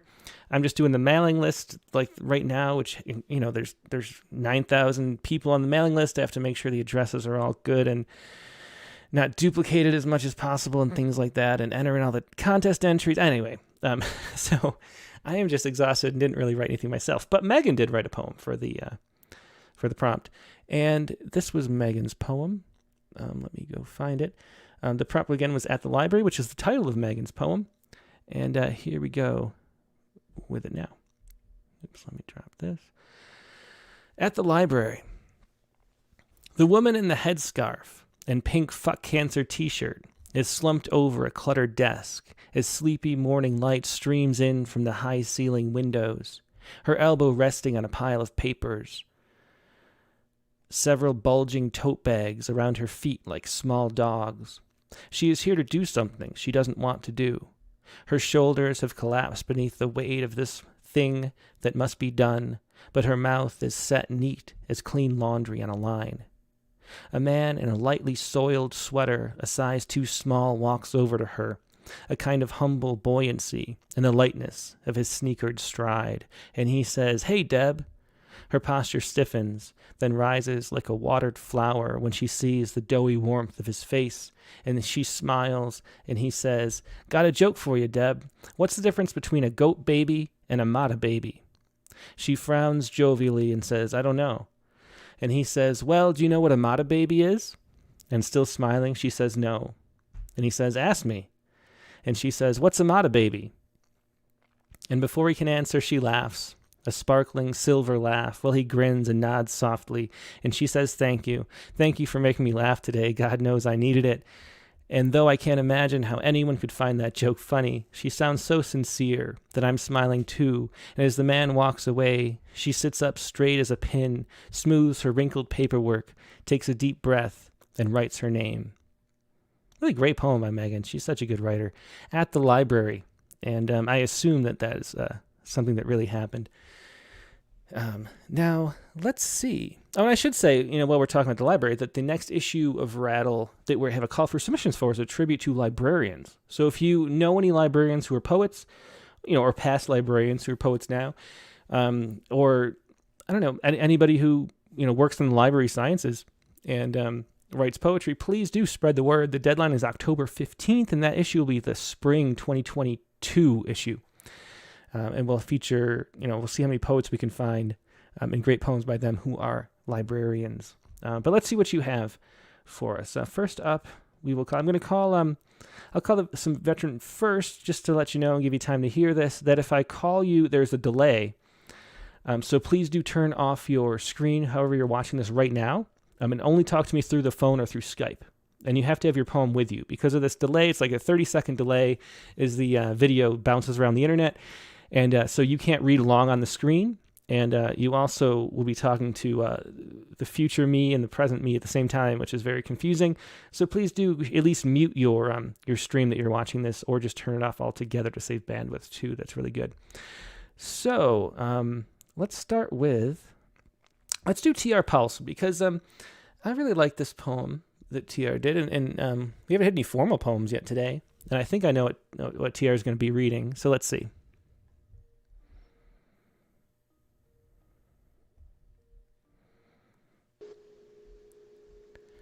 Hi. Hey, Tiara, how you doing this morning?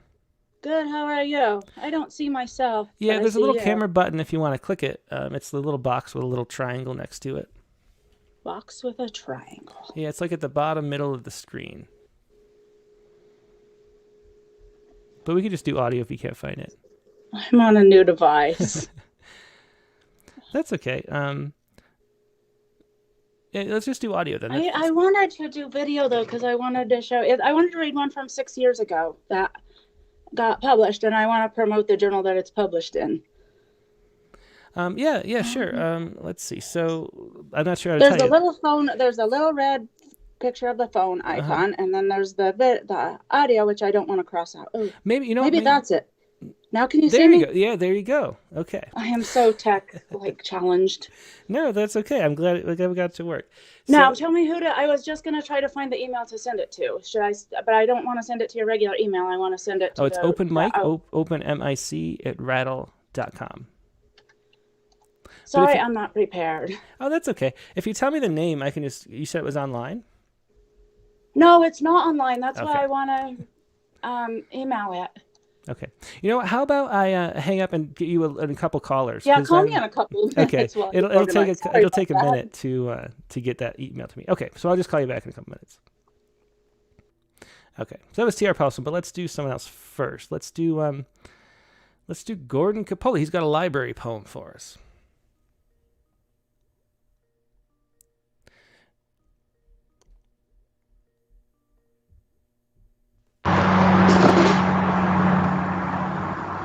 A lot of there we go. I think it canceled out. There's background noise at first. Sorry, everybody at home. Hey, you there, Gordon? I am. How are you doing, Tim? I'm doing good. Okay, yeah. So our sound is better now. I think we made people go deaf. I think a little bit. Hopefully, no one was listening with headphones on very loudly, because that was loud. We'll mute it for the audio version of this show. But how you doing, Gordon? I am very well. How about yourself?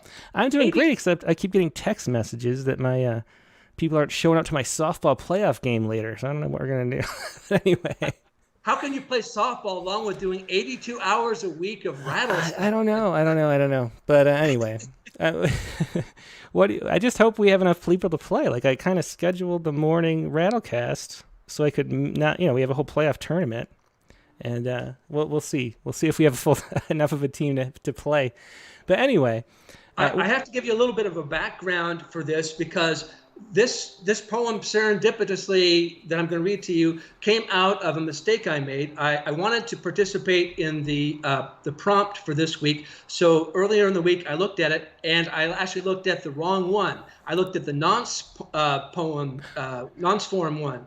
And so I had come up with this nonce form. I often do syllable counts for my poems. Like, every line will have exactly 10 syllables or something like that. But I wanted to introduce some randomness. So I came up with these rules where you find a long number somewhere, and then the first digit of the number becomes the number of syllables in the first line, second digit, the number of syllables in the second line, and so on. If you have a 0, you do 10 syllables in the line. And so I had created a poem, which is actually, I put as a bonus one on the bottom that I'd like to read after the first one, which was based on the number of people used to call in to Rattlecast. Yeah, okay. But then I was looking at when Stephen Dunn died a couple months ago. I bought a couple of his books, and I was looking at the back of his book, and I noticed the ISBN number, International Standard Book Number, 13 digits. I said, man, that's perfect, 13 digits. And so I wrote a poem using that as the formula. So I'll go ahead and do that poem. This is called Changing Majors, Stephen Dunn, What Goes On, International Standard Book Number 9780393338553. Medical school was always mom's dream for her glum quasi-genius, a bubble burst by chemistry, and those showboaters who studied for hours each quarter. Even cheating couldn't bridge the gap. Music, though? Sure, why not? Practicing, not prioritized. Innate gifts? Paltry. Dim passion. Minor ambition. Breath. A beat. Oh, very interesting. It was changing majors. Yeah. And then the one that I did based on the Rattle phone number is called Assigned Overseas. It's a tough place to navigate, Seoul, especially as a white guy, averse to the smell of kimchi and anxious in crowds. Not even your first day of high school gym prepared you for the terror of being foreign, giant, black hair on every head but your own. Oh, that's a great poem. I love that. Assigned Overseas. Thanks for sharing both of these, Gordon. Thank you, Tim. Yeah. And the form's interesting too. We talked. I never really liked syllabics until I talked to A.E. Stallings about it in that interview from Rattle 66 or whatever that was, and she explained what why she thinks it works, and I kind of get it now for the syllabics. There's a tension between that it causes by being forced that way that you can play with, Yep. And so it works really well. So it's an interesting form, and that was for the Knots form prompt a couple weeks ago. Thanks, Gordon. My pleasure. Thank you, Tim. Have a good day. Yep, you too. Okay, that was Gordon Coppola with Changing Majors and Assigned Overseas, where you generate syllabic counts line by line. Interesting form, Gordon. Thanks for sharing that. Okay, so we have T.R. Powelson's poem that she wanted to share. So let's call T.R. back now.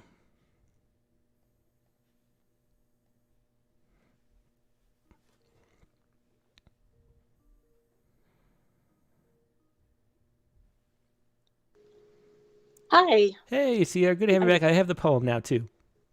I think I'm more organized now. Okay, good. No problem at all. I'm always excited about the new stuff I send you, but I'm always scared that some journal will blackball me for submitting it to them because it's already been published. It appeared on a Rattlecast, and I don't think. That's unusual, but I don't want to blackball myself. Yeah, that makes sense. I've never heard of that happening, and I have to tell you too. A few people have asked me for poems in the last year or so. And I tell them I only have poems that I write for the prompt during the Rattlecast, so they're there, and no one's ever cared. So I've poems coming out in 3 journals, and nobody has cared about it being here. But I understand, and I try to warn people that it's possible that somebody somewhere will care, but I don't think it should be counted as publication because a video and text are 2 different formats. They're 2 different copyrights, and who cares? But I don't know. Yeah. So I don't know. There's that, but I have plenty of poems to read. This one was I submitted to you 6 years ago, and I was really excited about it because I hadn't been published in Rattle at that time, and it was the first personal rejection letter that you ever sent me, where you said, "Oh, this almost made it." Yeah, we'll see if I remember it from all that long ago. And so I ended up workshopping it a lot and going through a lot of comments and revising it and hating the revisions and going almost back to the version that's really similar to the one I first submitted to. Mm-hmm. And so anyway, it's now published in Athlon, and it probably shows up backwards. No, it does. It's the right way. Oh, it doesn't show it the right way? No, it does show it the right way. Yeah, it's perfect. It's a great journal for sports poetry. I love it. I've always loved it almost as much as Rattle. Yeah, that's really interesting. I never knew that there was a journal just for sports poetry. That's really cool. Yeah. Yeah, and there's not a lot of sports poetry published. So it's nice to have that out there. Unfortunately, though, they don't have a good online presence, and you can't even really order single issues that I've figured out how you have to actually subscribe. Mm-hmm. So this is a good place to promote them a little bit and to that'd be good. I mean, that's share a the poem sad that thing, won't be easily accessible. Yeah, since there's no web presence. It's almost like the same kind of thing. That sort of, I mean, I hate to say it, but backward thinking where you don't want to put your content on the internet because you want to save it for the journal, and then nobody sees it. And so it's hard to find, it's hard to hear about the journals if there's no web presence. And then in the same way, sharing poems on a Rattlecast and then publishing them somewhere else is just good for everybody, in my opinion. But anyway, this is Brushes. And so go ahead whenever you're ready. I have it here. Brushes. You know the power of those damn airbrushes, which add shades of dark and light to give women, thin as straw, boobs and cleavage, and erase dark curves beneath eyes, blue as tinted ponds. You know those cover shots make girls and boys who ride horses and swing that multi-pronged fork to shift through aspen savings feel ugly. Imagine our surprise to hear American Pharaoh would grace the pages of Vogue. He deserved it after slicing his way to the winner's circle in the rubble, the Triple Crown, mud on his belly, rain on his crest, sweat on his neck. You can believe the rest of it. A bath and a brush after a breeze, saddle marks smooth, bay coat shining, hooves polished, short tail untangled, conditioned, intangibles still there. The spring in his neck, the rippled muscles, evidence the blood of eclipse and war admiral flows in him. It doesn't stop there. A new blanket of roses awaits, and then those electronic airbrushes add tones of brown and black, gloss and shading to make him into a statue of glass, a pretty thing without sweat or slobber or shit, all of it erased as if he never won anything at all. Yeah, that's a really good poem, and I do remember it, I think. It's so interesting to read poems about horse racing because there's so few. I think you're the only person. I mean, even Ron Kirchie, who I know loves horse racing and goes to the track all the time, I don't even know if he's written poems about it. And so it's so cool to hear, because poetry just opens up things and different topics and sees it through people's eyes. It's really great. And that was a good poem. One thing I was going to ask about, talk to Maria about, but we sort of didn't have time, is the idea of workshopping. And so when you say that you made a bunch of changes and then brought it back, I always feel like that is the way workshops usually go. Like you can sort of tell where a poem has been workshopped, and it's often too much, I think. So it's cool to hear that too, that it swung around. Yeah, I think it's about just paring it down. Like this is an improvement over the original version, but it's too tempting to edit out all the things that are actually working. Mm-hmm. And one of the comments in workshop about this one is, well, we don't need to be told that these photoshopped images make girls feel ugly. So I ended up cutting it, but then people didn't know what I was talking about. And that, and the next round of comments were, I don't know, I don't know what this poem is even about. And I think that's one of the big fallacies of workshops is that you cut too much. People think you're stating the obvious when really you're not. Yeah, because they're preloaded to understand it because they see it and then they think it's easy to understand and then they don't. I think that's one problem. And then there's the too many cooks in the kitchen problem where it's just like, a little bit of every spice and then you just have a mush. Yeah. So anyway, great to share that. It was exciting to find a home for it after all of that. Very cool. I'm so glad you did and so glad you could share that too. Yeah, thanks for having me on. Yep. Have a good day. Have a good one. Bye.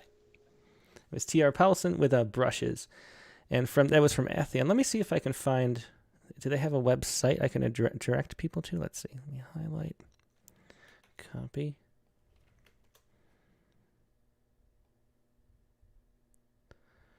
let's see. So if you go to Eastern Tennessee State University, they have a is this? Let's see, what's this?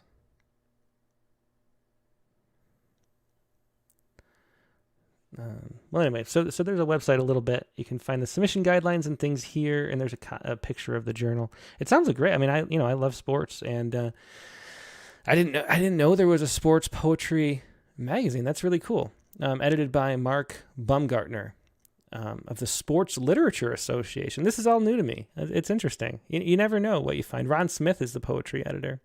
Very interesting. So guidelines for submissions. They take them. Electronic submissions are preferred. Interesting. Okay, so check that out sometime if you would. That is Athlon. That's AETHLON. Okay, and let's see another. Let's do another open mic poet. Let's try a first-time caller. I think we have 2 first-time callers. No, 3 over the phone. The first one was a 914. Let's go to 914 first and see who that is and what we might have.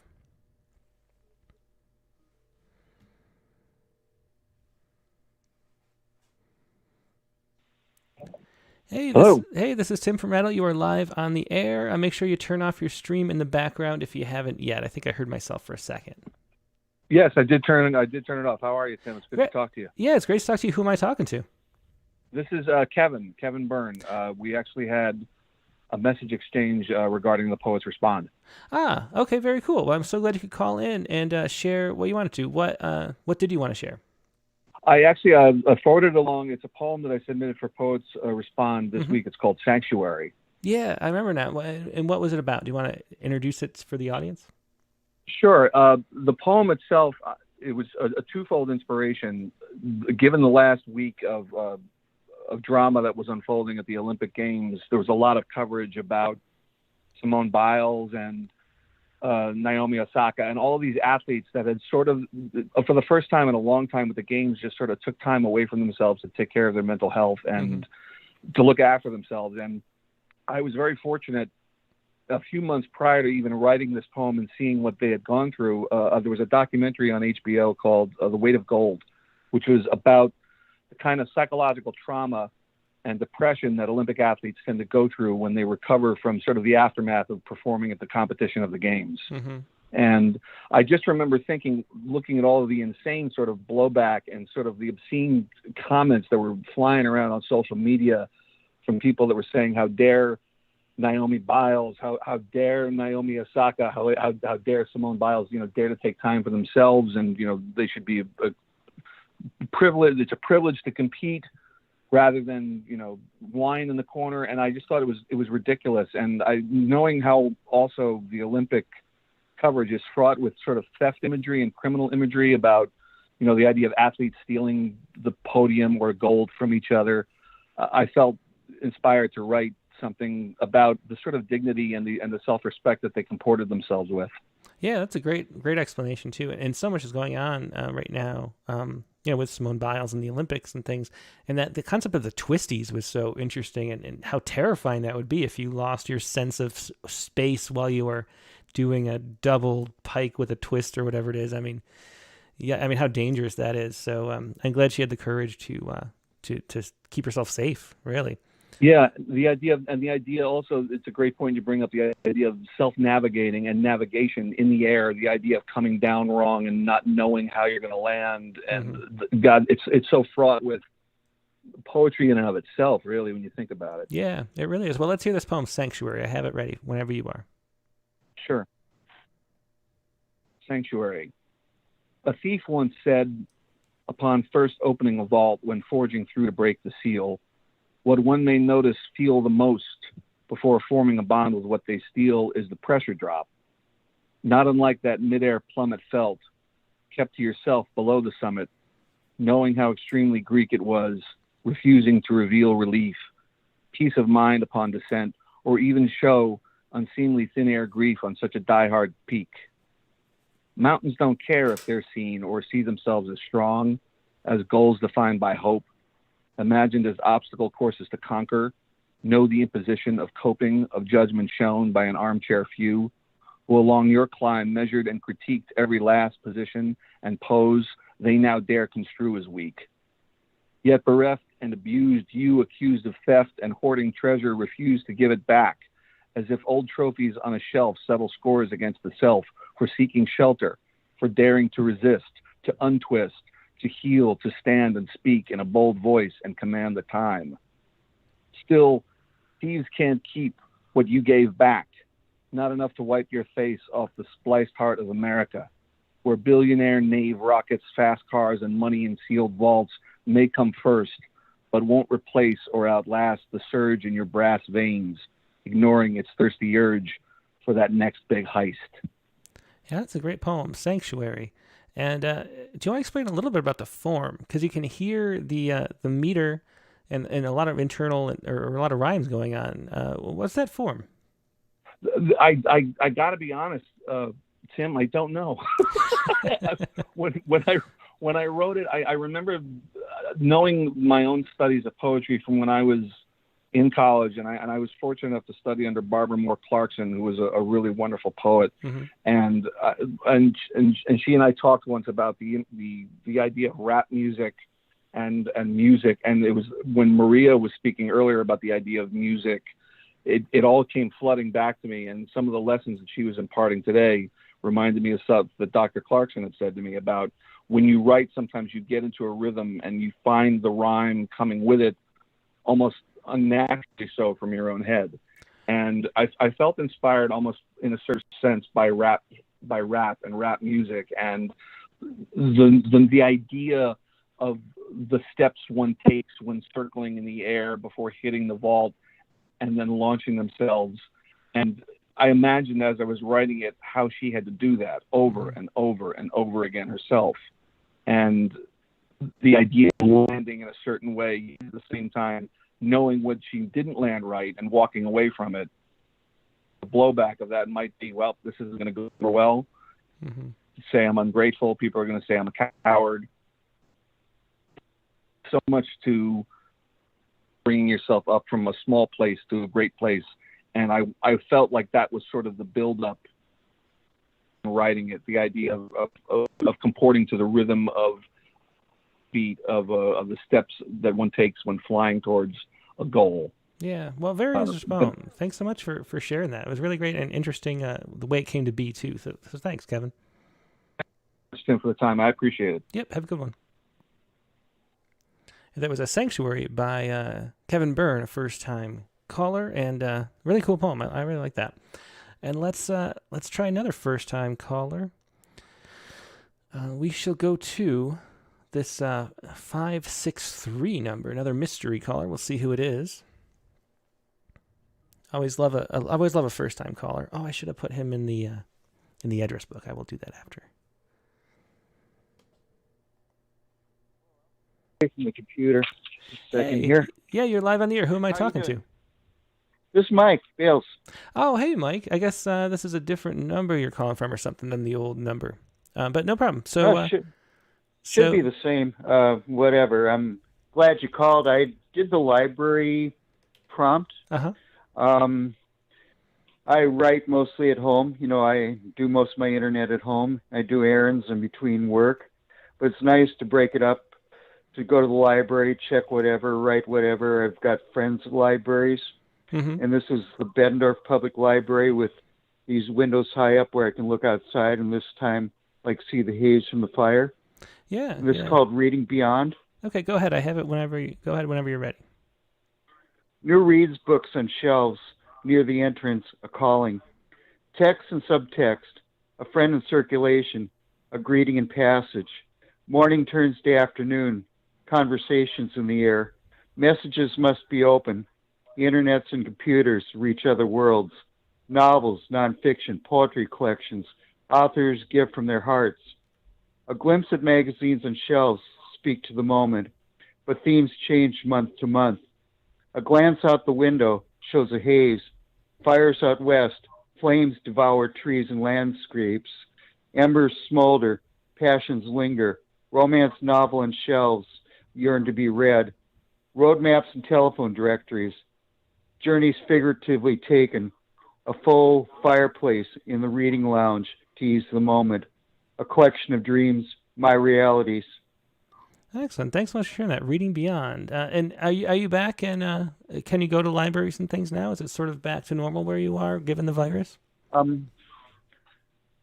For a lot of this year, I think. Yeah. The really tough time was when they first closed, and I depended on them for internet access, and I'd have to like go to a place and pay like $20 an hour to do internet stuff. I mean, I can write at home, but it's like the internet stuff.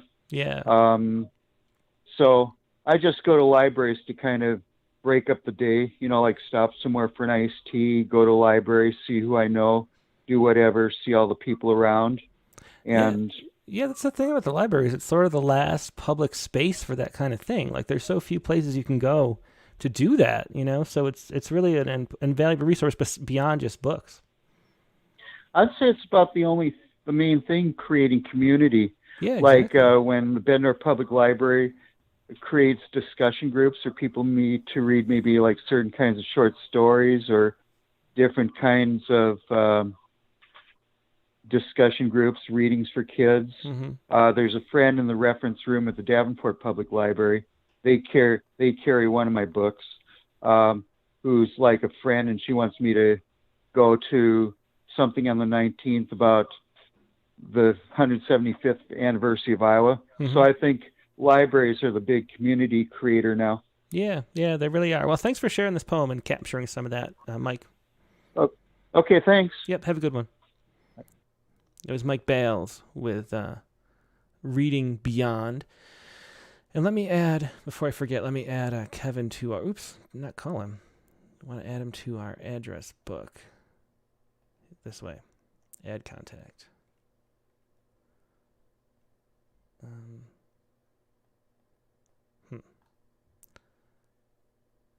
Well, I have to do that later. For some reason, the add contact button isn't working.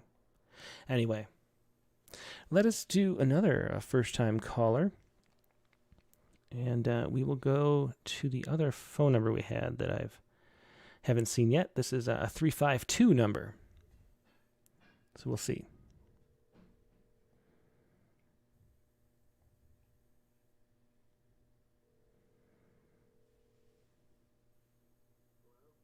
Hey, this is Tim with Rattle. Who am I talking to? Zachary Honeycutt.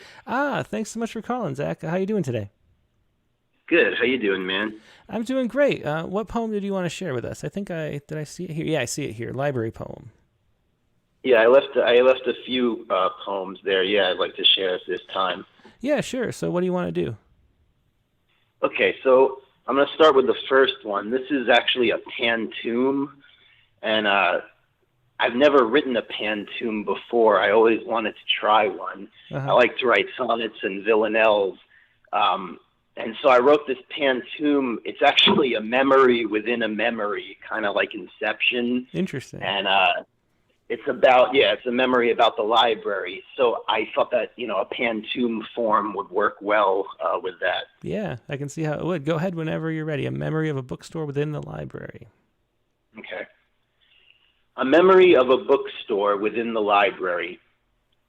It was for me my home away from home. Every day, each week, for about a year. I walked the aisles with a child's eyes.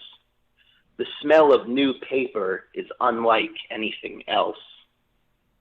Every day, each week, for about a year. The sound of registers clicking and tops closing over cups. The scent of new paper is like nothing else. I touch the cardboard casing around my coffee as I read.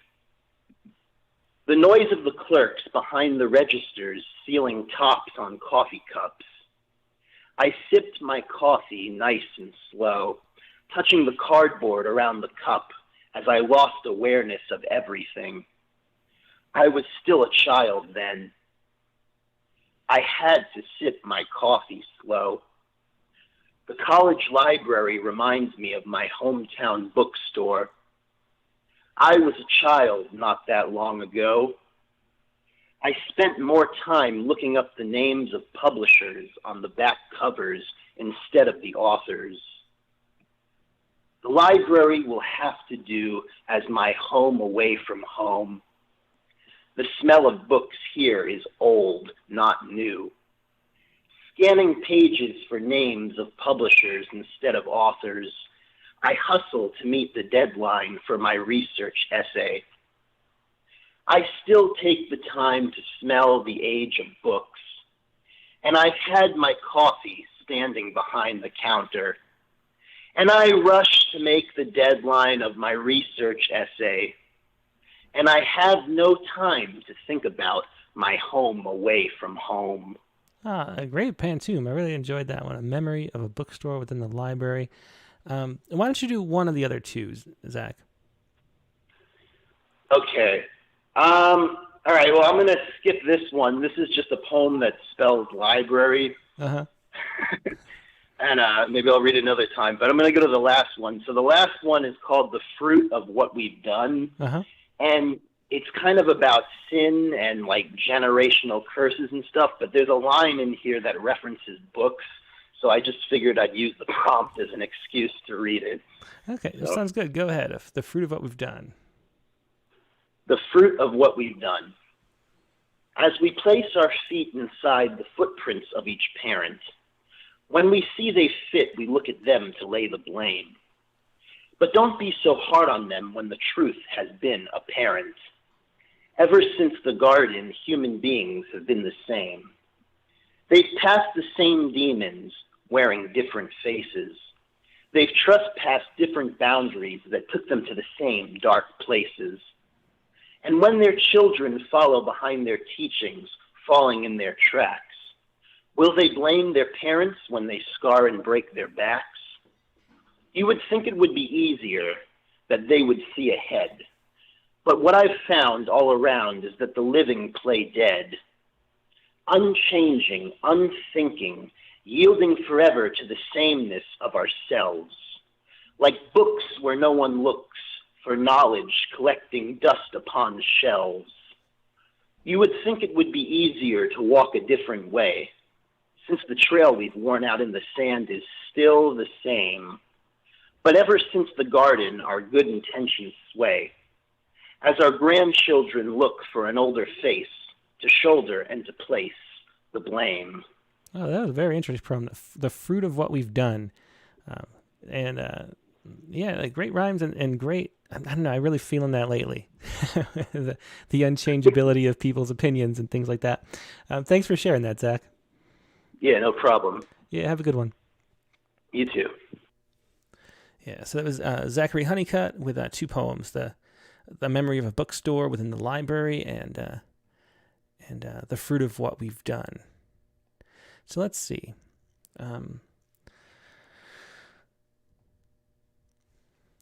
Who do we have? So, here's another. We have so many phone numbers. Let's call up another phone number this is a 703 number. And I'm hoping it's Yaman Hay. We'll see.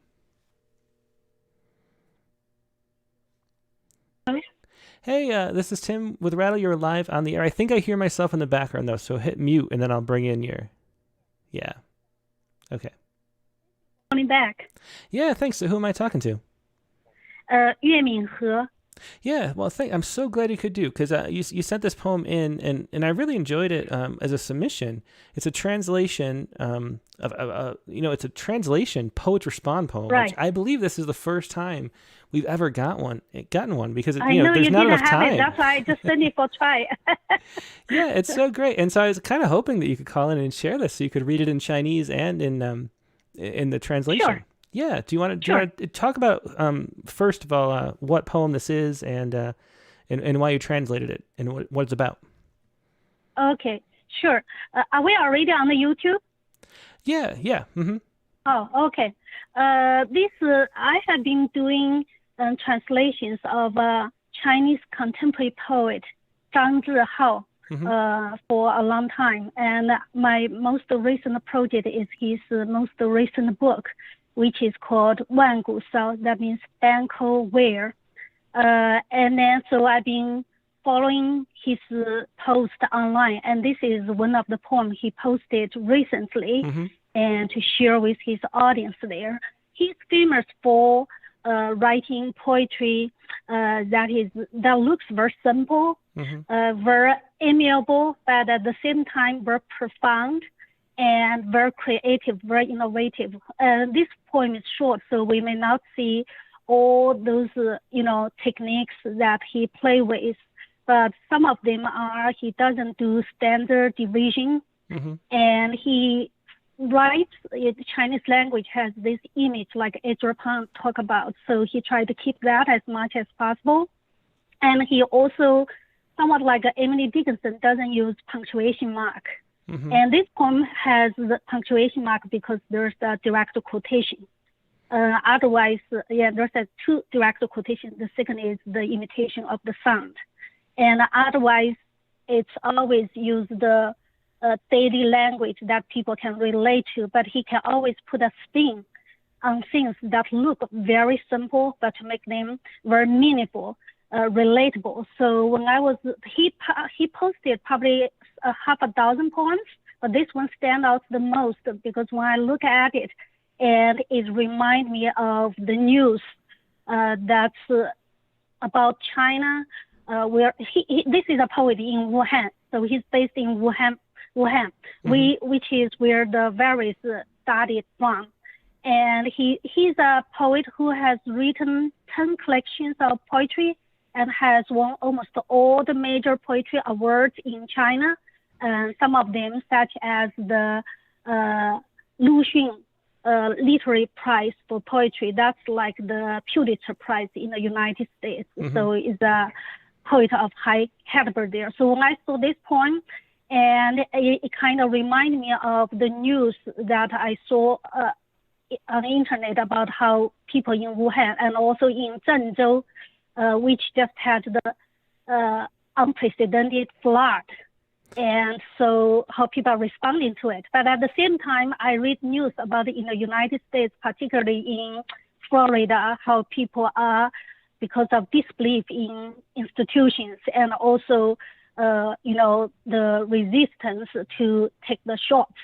So these two pieces of news pop up in my head. So that's why I sent the poem to the to poets to respond, even though I know that you usually don't do translation. But translation is a kind of recreation. So I would think it's like rewriting of the poetry. So I would treat it as writing. That's why I sent it in. No, we definitely, it's not that we don't, intentionally do it. It's just that no one's ever submitted one before because, to get that time window of a week, so it's current still is pretty unusual. Yeah. So I'm really glad you could call in and share this. One thing, I think you mentioned if you could read it off YouTube, I think you have to read your own copy probably. So if you could pull that up and then read it, that'd be great. I'd love to hear it in both Chinese and English. That'd be great. Okay, so I turned off your. Oh, you can see. On the screen? Can they see the poem in both versions? I sent it in email to you. Yeah, I can show it, but you're not going to be able to see it. So you're going to have to read your own copy. Is all I'm saying. Yeah, I will read my own copy. Yeah. Okay. Yeah. Okay. So go ahead whenever you're ready. Okay. So I will first read the Chinese version, then I'll read my translation. Okay. 关于月亮的流调，作者张志浩。我有一位老友，因为过去关心人类，去年患上了抑郁症。昨晚半夜他发来的短信，记得看一看月亮，他来过我这里。今天清晨我们排队去做核酸，长长的人列像一根线索，缠绕着空旷而又深绿的草坪。好久不见这样清白的天空了。声音从前方传来，太阳还没有出来，月亮像一张镜片纸在水杉与梧桐树梢之间反复擦拭。我因此而看得清晰高远，它的流调显示，昨晚我们都是历劫者，我们都是活过了今天，不知道明天是什么样子的人类。So this is the Chinese version. Mm-hmm. Yeah, and it struck me as interesting because of the title. It's very unusual, and because it's using the shortened form for the investigation. And then so it has this kind of political quality just in the Chinese character itself, that feeling. Yeah. Yeah, that was wonderful to hear. It was great to hear the Chinese version. Let's hear the English version now. Okay. an epidemiological investigation of the moon. An old friend, out of deep concern for humankind, contracted depression last spring. Yesterday at midnight, he texted me, "Don't forget the moon, she visited me." This morning, everybody went to take the COVID test. The long line of people looked like a thread trailing around the vast dark green lawn under a really thin, innocent sky. Ouch, ouch, came from the front. While the sun was nowhere, the moon, like an eyeglass tissue, repeatedly rubbed against the dawn redwoods and sycamores, allowing a clearer, farther view. She showed last night everyone was in close contact with the infected, and all are today alive, but tomorrow unforeseeable humankind. Yeah, that was very interesting. I'm so glad you could join and read that poem, the translation in both versions. It was really great. Thanks for joining us and sharing that. Thank you. Thank you for the opportunity. Thank you. Yeah, my pleasure. Have a good one. The same to you. Bye. Bye. So that was Zhang Zihao's poem. I'm sorry if I'm not saying that exactly right. And then Yuemin Hui with the translation. So thanks so much. That was really wonderful. I really enjoyed that. Let's see. So we did Mike Bales. Spartacus is here. Let's do Spartacus because it's a time that he can. Let's see. We'll see if Skype works. He says he's in Greece actually right now, so we'll see.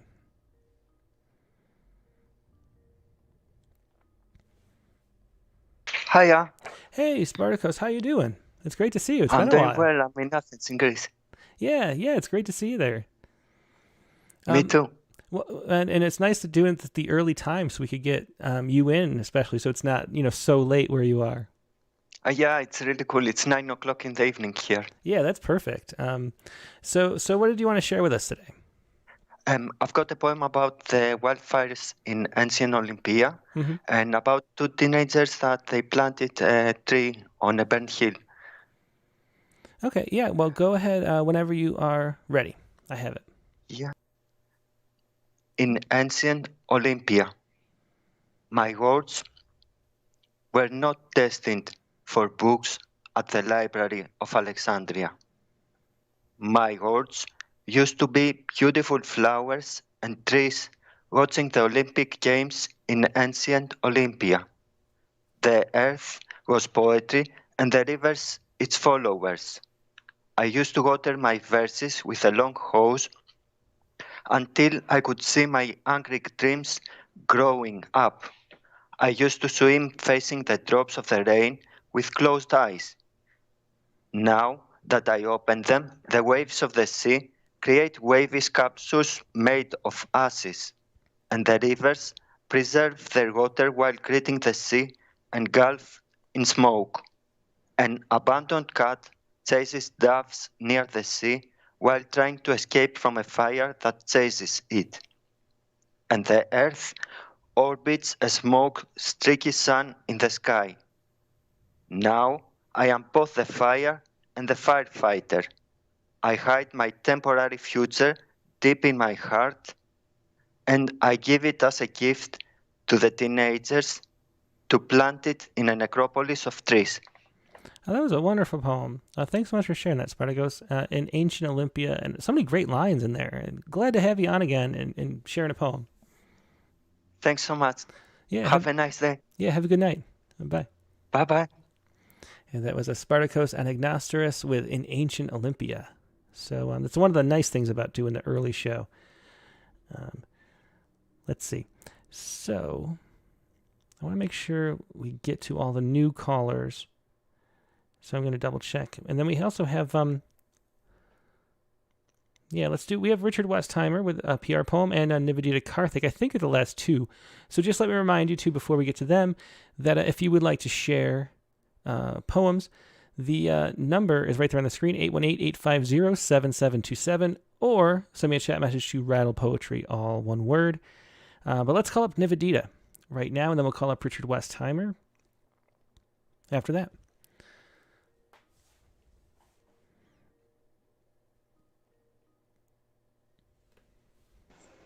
Hello. Hey, Emerita, how you doing this evening? Hey, Tim. I'm doing good, thank you. How about you? I'm doing great. Are you back from your trip, or are you traveling still? So I'm actually at my mom's house now. I'm in Chennai now, not in Delhi anymore. So after this, I will be leaving next week back again to Delhi and back to my husband and in-laws. So. Great. Well, I'm so glad. How's the trip going? Do you feel safe traveling now? And is everything? Was it a fun? Are you having fun? Fun. I'm at home, so yes, nothing can be more fun than that. But travel-wise, here it's sort of easing a bit now. The restrictions are not as stringent as they were before, and it's good to see that people are still taking this a bit seriously. That like you still see many people don't wear masks the way they're supposed to, but at least those who do wear masks, and the flight attendants still seem to take care of your safety and things like that. So all in all, feel safe traveling. If that's the question that I need to answer, yes, I would say that I definitely feel much safer traveling now than I did before. So I think it's good to travel now. Yeah. Well, I'm glad you could. I'm glad you could get back home. What poem did you want to share first? You have two. Whichever order you want it in. As always. Okay. I happen to be up at the library, so let's do the Lost Library first. Okay. So this is sort of slightly related to Spartacus's poem, if I'm being honest. So it's not a true library, but it's sort of about the lost library of Alexandria that he mentioned in his poem. So sort of like how it would be if I was there, something of that sort. So I'll just give it a read and you can sort of make what you will of it. Okay, let's hear it. That's the idea I had when I wrote it. Okay, yeah, go ahead. The Lost Library. In the beginning was the library, 400 stories tall and 50,000 parchments deep, buried under the sand by the storm, till just the tower sticks out, sometimes, guarded fiercely by the wolves and upkept by the grey owls, the most knowledgeable masters. Yet our search has led us here, to this fortress of knowledge, buried deep, just waiting for us to uncover. Bookshelves stretch like endless hallways, each with various gateways needing secret passcodes. Yet some are inaccessible for us mere humans. Each hallway leads us from snowy depths to mossy peaks, sandy deserts, and unfathomable waters, and we stride on in our unquenchable thirst for knowledge. The staircase to ascend the levels is broken, yet we climb up, each step formed by a new piece of information, up and up and up, past the huge broken timepiece on the wall, for time is truly relative in the realm of knowledge. Obscured by sand and snow and moss and peat, the cavernous halls are deceptively clear in their purpose. The library is packed full, but still has room for more. Great visual, the Library of Human Knowledge. That was the Lost Library. Thanks so much for sharing that one, Nivi. And the other one? What was the other one about? I think it's somewhere in Malaysia or Indonesia. I'm not sure where it was, but this woman sort of went to the zoo, and as she was leaning over the ape enclosure, her cooling glasses sort of fell down, and then one of the orangutans walked over, picked it up, and actually wore the shades. So, I saw this one. Somebody sent it to me, or maybe I saw it on Facebook. People have to see the video, so let me try to find it. Here we go. Hopefully this one will work, because it's definitely worth. Yeah, this is the YouTube version. So this person dropped her sunglasses in the zoo enclosure. Let me close the pop-ups. Okay, and this is it right here. And it says orangutan sports sunglasses. And here, so the orangutan's going over. And here, I'll put the volume on too. You can hear the woman's excitement as the orangutan picks it up. Yeah. Oh my God. That was actually a mother orangutan, to be precise. Oh, the baby. I didn't even notice the baby, actually. Yeah, she's holding a baby. And then she puts it on. She's putting on. Oh no.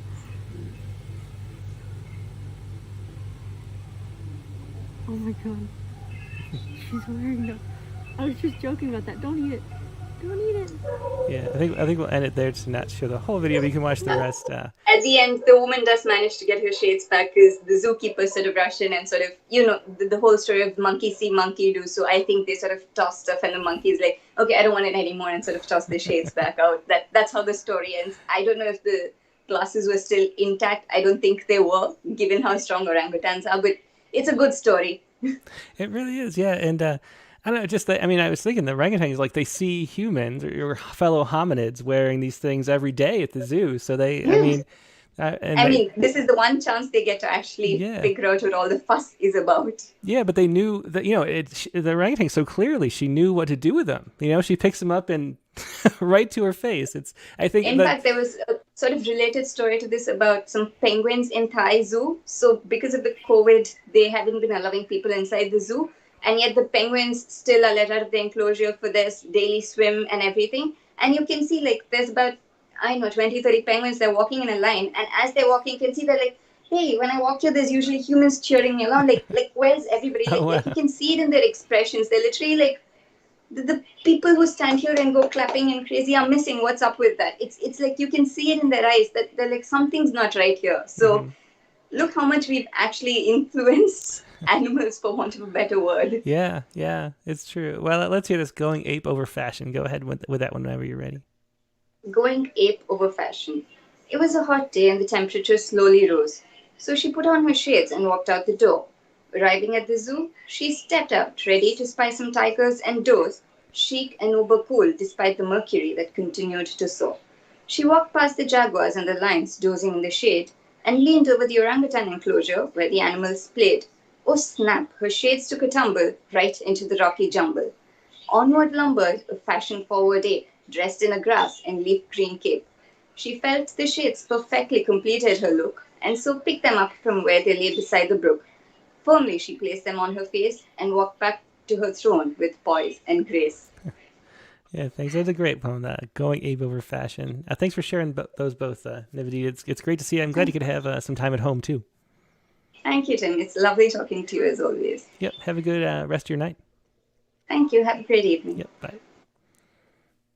So, Nividi Karthik with 2 poems.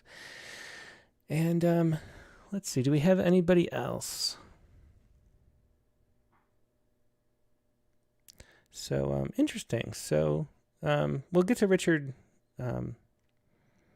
Westheimer in a second. Joey Stahl suggests we read this poem. She said she tried to get a poem in and didn't have a chance to. But she wanted to share this poem by Emily Dickinson. I didn't realize Emily Dickinson had a poem about the library. It's called In a Library, which somehow I did not know. And I think I'll play the audio. I wonder who reads it. This is from the university, from Lit to Go at USF, University of South Florida, maybe? Is that what that is? It doesn't say. Looks like it. Yeah, University of South Florida.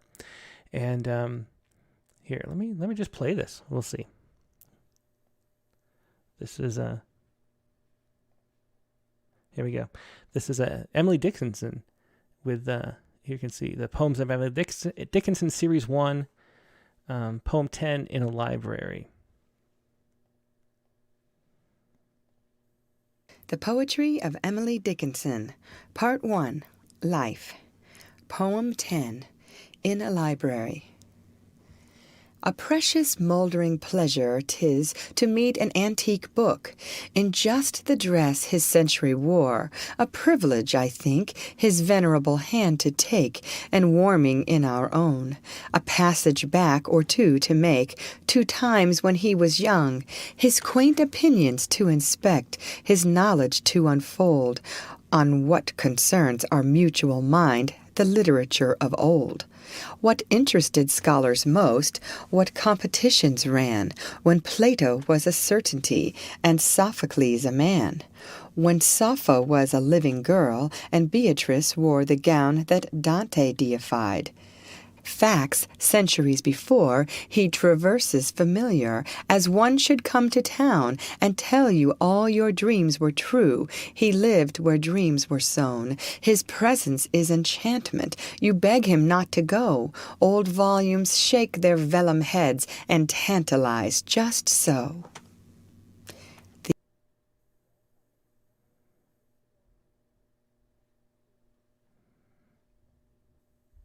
Oops, let me play that very end again. I thought the poem was over. So let me, she actually, I was wondering who reads it, and she says, so let me I shouldn't have stopped it here. By Lorraine Montgomery for Lit to Go on the web at fcit.usf.edu. So there you go. So a wonderful poem by Emily Dickinson. Thanks so much for pointing that out. And once again, that is at Lit to Go. There's this whole series of poems from Emily Dickinson. So great resource here. So check that out. And thanks for sharing that, Joy. Now, let us get Richard Westheimer on the line. And he might be the last caller, but we'll see.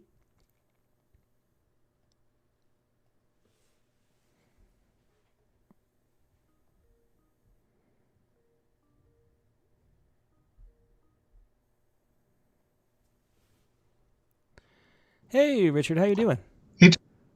Good. I don't see you. I just see You're our. popping in. Oh, there It you just go. took a little while for you to set up. Oh, okay. So how are you Good. going this Sunday afternoon? Good. I am doing well. Ready to get back outside into the garden. It's sort of like there's a lulling period when it's just I don't feel like it, and then all of a sudden autumn. All this preparation for autumn, and my wife and I commented last night how exciting it was to get back out there and not just have to do it, but want to do it. Yeah, well, that's really cool. I mean, it's such a, that's what humans were made to do, at least for the last 10,000 years. So it's great that you get to experience that we all mostly don't, So Yeah. The pandemic's been very good for my garden. Yeah, I bet. So what did you want to share today? One quick comment on your 80-hour weeks. I just assumed with all you got done that all your weeks were 80 hours. But They're usually like 50 or 55 or so. I mean, I don't know. I mean, I work right at home and I don't sleep much, so it's fine. But sometimes you just have to. There's just a lot of stuff to do, and there's deadlines. So right that's it how out. works. Yeah. But So I'll read my Poets Respond poem, which sent in last week, and I discovered something that I shouldn't post questions on the internet about things that might wind up on Facebook that might wind up in poems.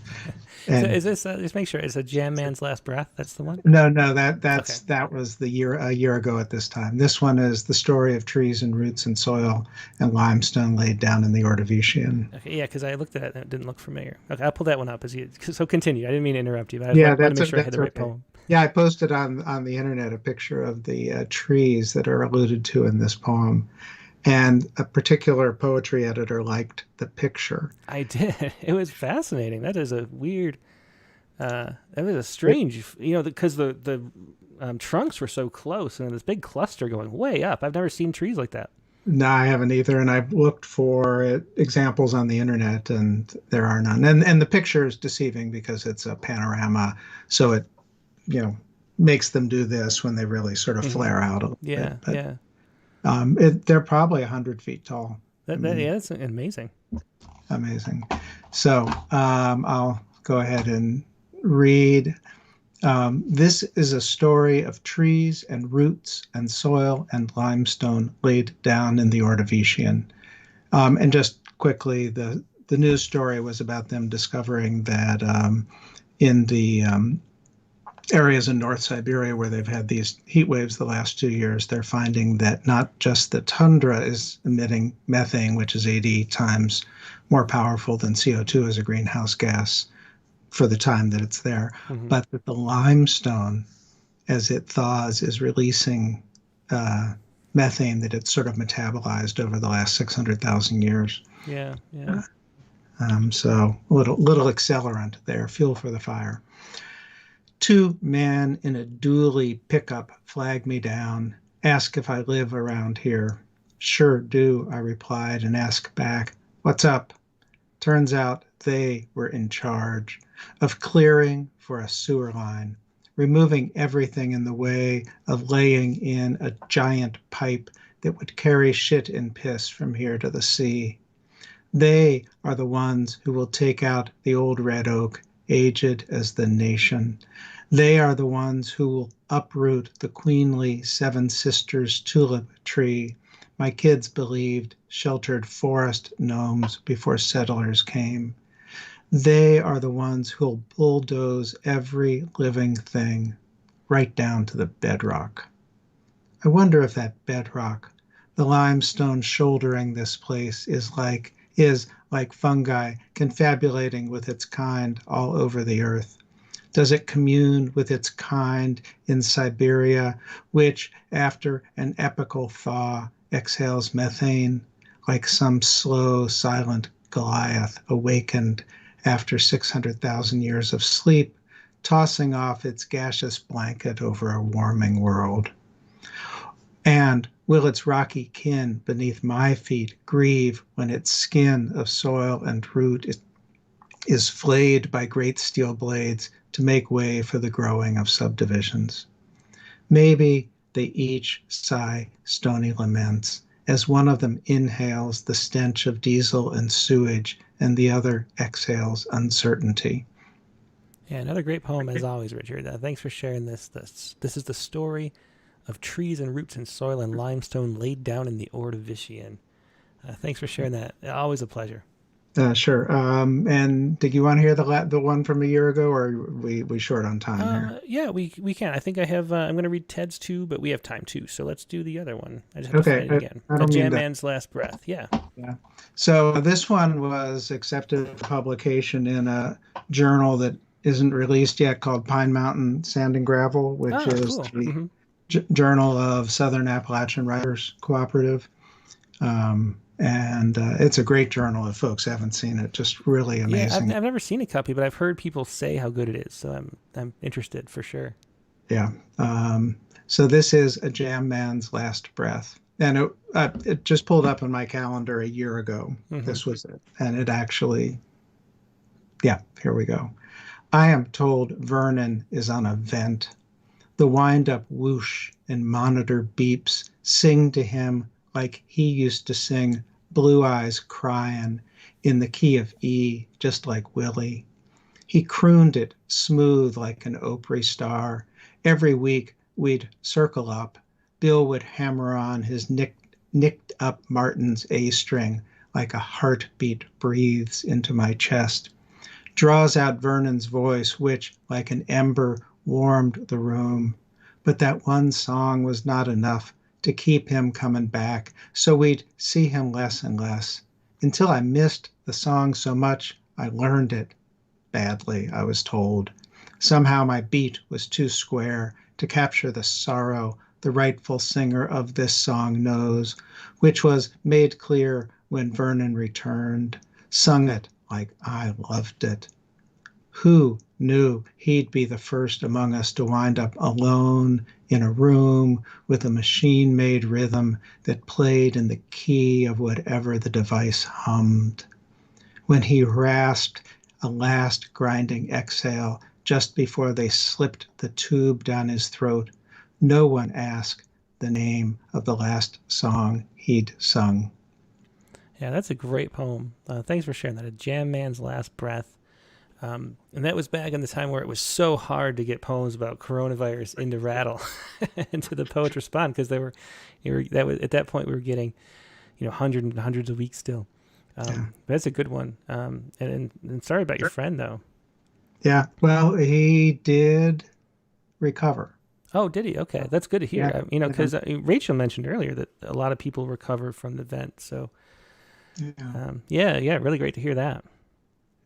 Yeah, it was good. I haven't been back to jam, but they're back gathered. Are they? And do you know if he has any long term? Like, is he 100% back to himself? Do you know? Or I don't know. The number of folks who I used to play bluegrass with who have had COVID is what you would expect. Yeah. Folks in the backcountry out here in Appalachia. It's just not a lot of interest in doing that work. Yeah, I got you. Well, thanks so much for sharing both of those. I'm glad too that turned out okay. Thanks, Richard. Yeah, thanks. Bye. That was Richard Westheimer with A Jam Man's Last Breath, and then the other poem too as well. Now, Ted Guevara has a library poem for us. Actually, two library poems. Let me read these. These are for the prompt. And does he say anything else? I have two poems. One new. It's about the struggle of letting go of things you're used to, even in fourth grade. The old poem you've seen already. It's from the book Birds on Elephant. So there's two poems. They're not too long. I'll just read them both. These are both Ted Bernal Guevara, Keepsake Kamikaze Tie-Dye Bowl. Here we go. The books whisper to me as if I'm a boy who has yet to learn English and speak it at home, like all the other kids who went to Perryville Elementary. The gold leaf of the pages, thick as they were, shine on me like they were both the rim of my sunglasses and, well, the sun. They look down upon me and say, "Hey, sport, where's your library card?" "Oh, yeah, you have to speak English to get one of those." Bah ha ha ha. Thick books laugh at the library when you sleep comfortably in another tongue at home. The pillows only offer their slips for me to collect more nouns and verbs of my dialect. One day a fat book even scooted off the shelf and swan dove on my buzz-cut head. I cried like a pregnant cat with no corner to spit out his kittens. I looked up, snapped my first English swear words at the tantalizing, lustrous books. Then I had to pee. I got up from my dizziness, hurried to the little boy's room. The stall door swung open, but I couldn't unsnap my shorts free. For there, in this foreign air still, in the bowl revealed magic, these books may have been guiding me to a higher echelon, that I should give English, their English, a chance. For in the tubing, I bow allegiance and realization that Americans, my goofy classmates included, pee blue. And that is water in the dialect of Ilongo, which is tubig. And interesting poem. Thanks for sharing this with us, Ted. There's Keepsake, Kamikaze, and Tie-Dye Bowl. Oh, Tie-Dye Bowl. I guess that is the blue cube thing that or the blue puck-like thing they put in there is a Tie-Dye Bowl. Really interesting poem, especially with today's poet, Maria Gillan, talking about childhood memories very similar to these. As with the daughter of immigrants trying to deal with school. And the second poem here, Blue Yonder at the Library Ceiling. This is to Sylvia Plath. She once had a psychiatrist for a soul, an architect for a body, and an engineer for bones.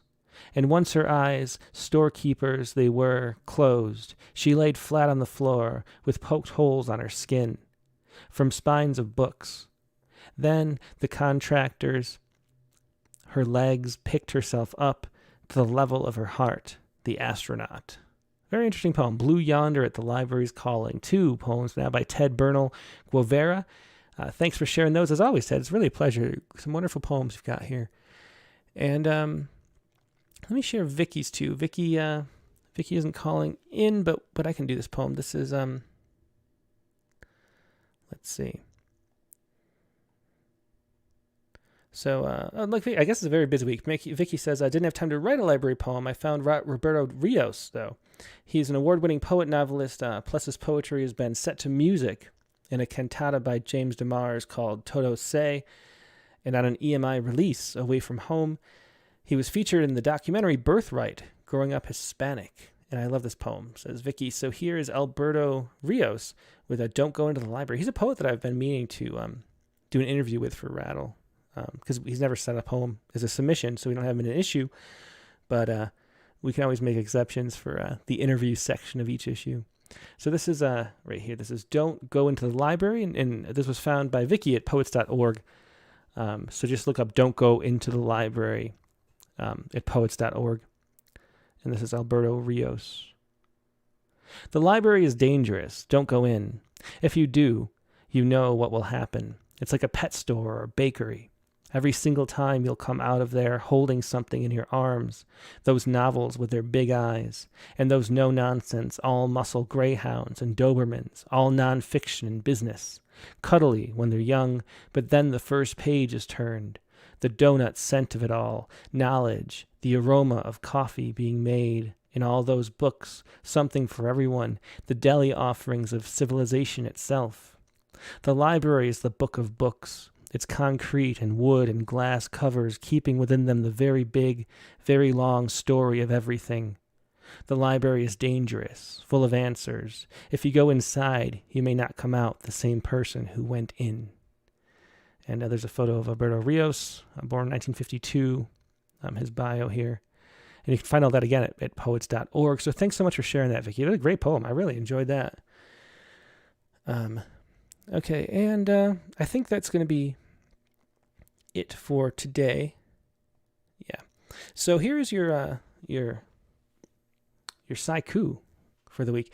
And this has to do a little bit with a couple of topics, like Richard's poem a little bit. This was an article. I'm having trouble finding it, though. Here it is. This was an article. It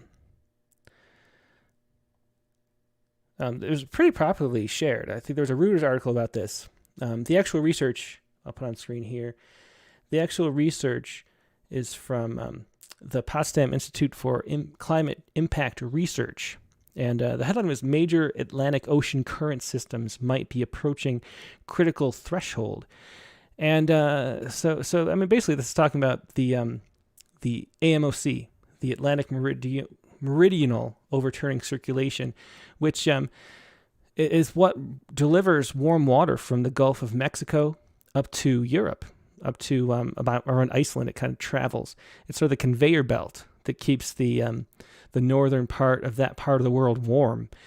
And this new study is saying that it's very close to collapse. And this is one of the things that has interested me for a very, very long time. They don't really go into much detail in this article about the implications for what happens when the AMOC collapses. But this is the main source, or the main hypothesis for what caused the Younger Dryas cooling, which is that a sudden shutdown of the AMOC. What really happens is meltwater comes in from the glaciers, the land glaciers, and since fresh water is so much lighter than salt water, it stays on the surface.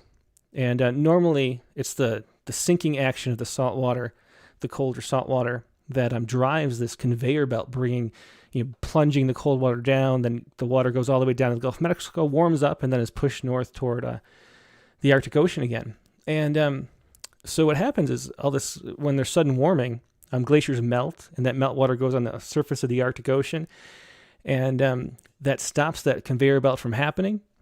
And once it does, it gets colder up in the north. And because all this fresh water is sitting on top of the salt water, it freezes much more quickly. And since ice has a much higher albedo than dark water, it reflects so much more of the sun's heat back into space, and you get really fast cold. And so there are these things called the older Dryas and the Younger Dryas, which are two phases since the last glaciation, where the temperature suddenly dropped down for a couple centuries, and a lot too. And the main thing, I mean, we don't know what triggered the melting really. There's a mystery in that, where the energy for all that melting came from. But that triggered sudden cold, which is what killed the mastodons really. And so my little Sciku here is sort of based on all that, the sudden cold that killed the mastodons. And this picture that I always think about, just as fascinating. It's an illustration from, I think, the London Times back in like 1887, but I'll show this on the screen first.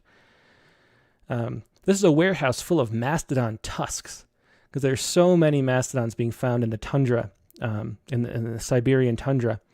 And they were killed. I mean, there were massive herds out there that were killed during this sudden cold snap. And I always thought that this itself looks like a wave. So here's my little Sciku. A frozen ocean, mammoth tusks for sale. A frozen ocean, mammoth tusks for sale. That is my little Sciku that I whipped up this morning when I had 10 minutes free. But really important stuff that's going on in this paper, because we don't really know what is going on with the AMOC, but if it shuts down, it's going to get very, very cold in Europe. And people don't think of it, but London is farther north than most places in Canada. And the only reason it's as warm as it is because of this current. And so when it shuts down, you get radical, really devastating changes to the weather. So hopefully we can stave that off, but there's really not much we can do about it. Even cutting CO2 emissions isn't going to do a thing. So anyway, that is your Sciku for today. And your prompt for next week is right here. Hopefully I'll actually write a poem this week. I mean, everything is kind of, dying down. So maybe I can make it do that. But the prompt for next week is, I love the way Joni Mitchell's song, this is Megan saying it, so Megan is the I. I love the way Joni Mitchell's song Circle Game uses the image of a carousel to illustrate the passing of childhood. Choose a symbol we associate with childhood innocence, a teddy bear, a jump rope, etc., and let your poem unfold from there. So listen maybe first to Joni Mitchell's song Circle Game, which I think I'm familiar with, but I have to listen to it again for the details. But she uses a carousel to illustrate the passing of childhood. So use a symbol like that, and then talk about childhood and jump from there. That is your prompt for this week. And next week's guest on the Rattlecast is going to be Addison Jennings. We published Addison several times, I think maybe 3-4 times over the last couple decades. He has a new book, his first book, Intentional Fallacies. He has a chapbook that came out a few years ago, too. This is his first full-length. Addison is part of our Appalachian Poets issue that we're doing right now. And he's had a career he's a Navy veteran, and then he became a school bus driver. So he has those two career points. And the poem about in the current issue of Rattle is about kids at school during the pandemic. So we'll talk to him about that. We'll talk to him about everything going on in this book, Intentional Fallacies. That is Rattlecast number 106, with your prompt to use a symbol of childhood innocence in a poem, which kind of fits weirdly with Addison Jennings a little bit too. So that is Rattlecast number 106. It will be at the regular time, Sunday, August 15th at 8 p.m. Eastern, 5 p.m. Pacific. Hope to see you then. Hope you have a great rest of your weekend and a good week. Talk to you soon. Goodbye.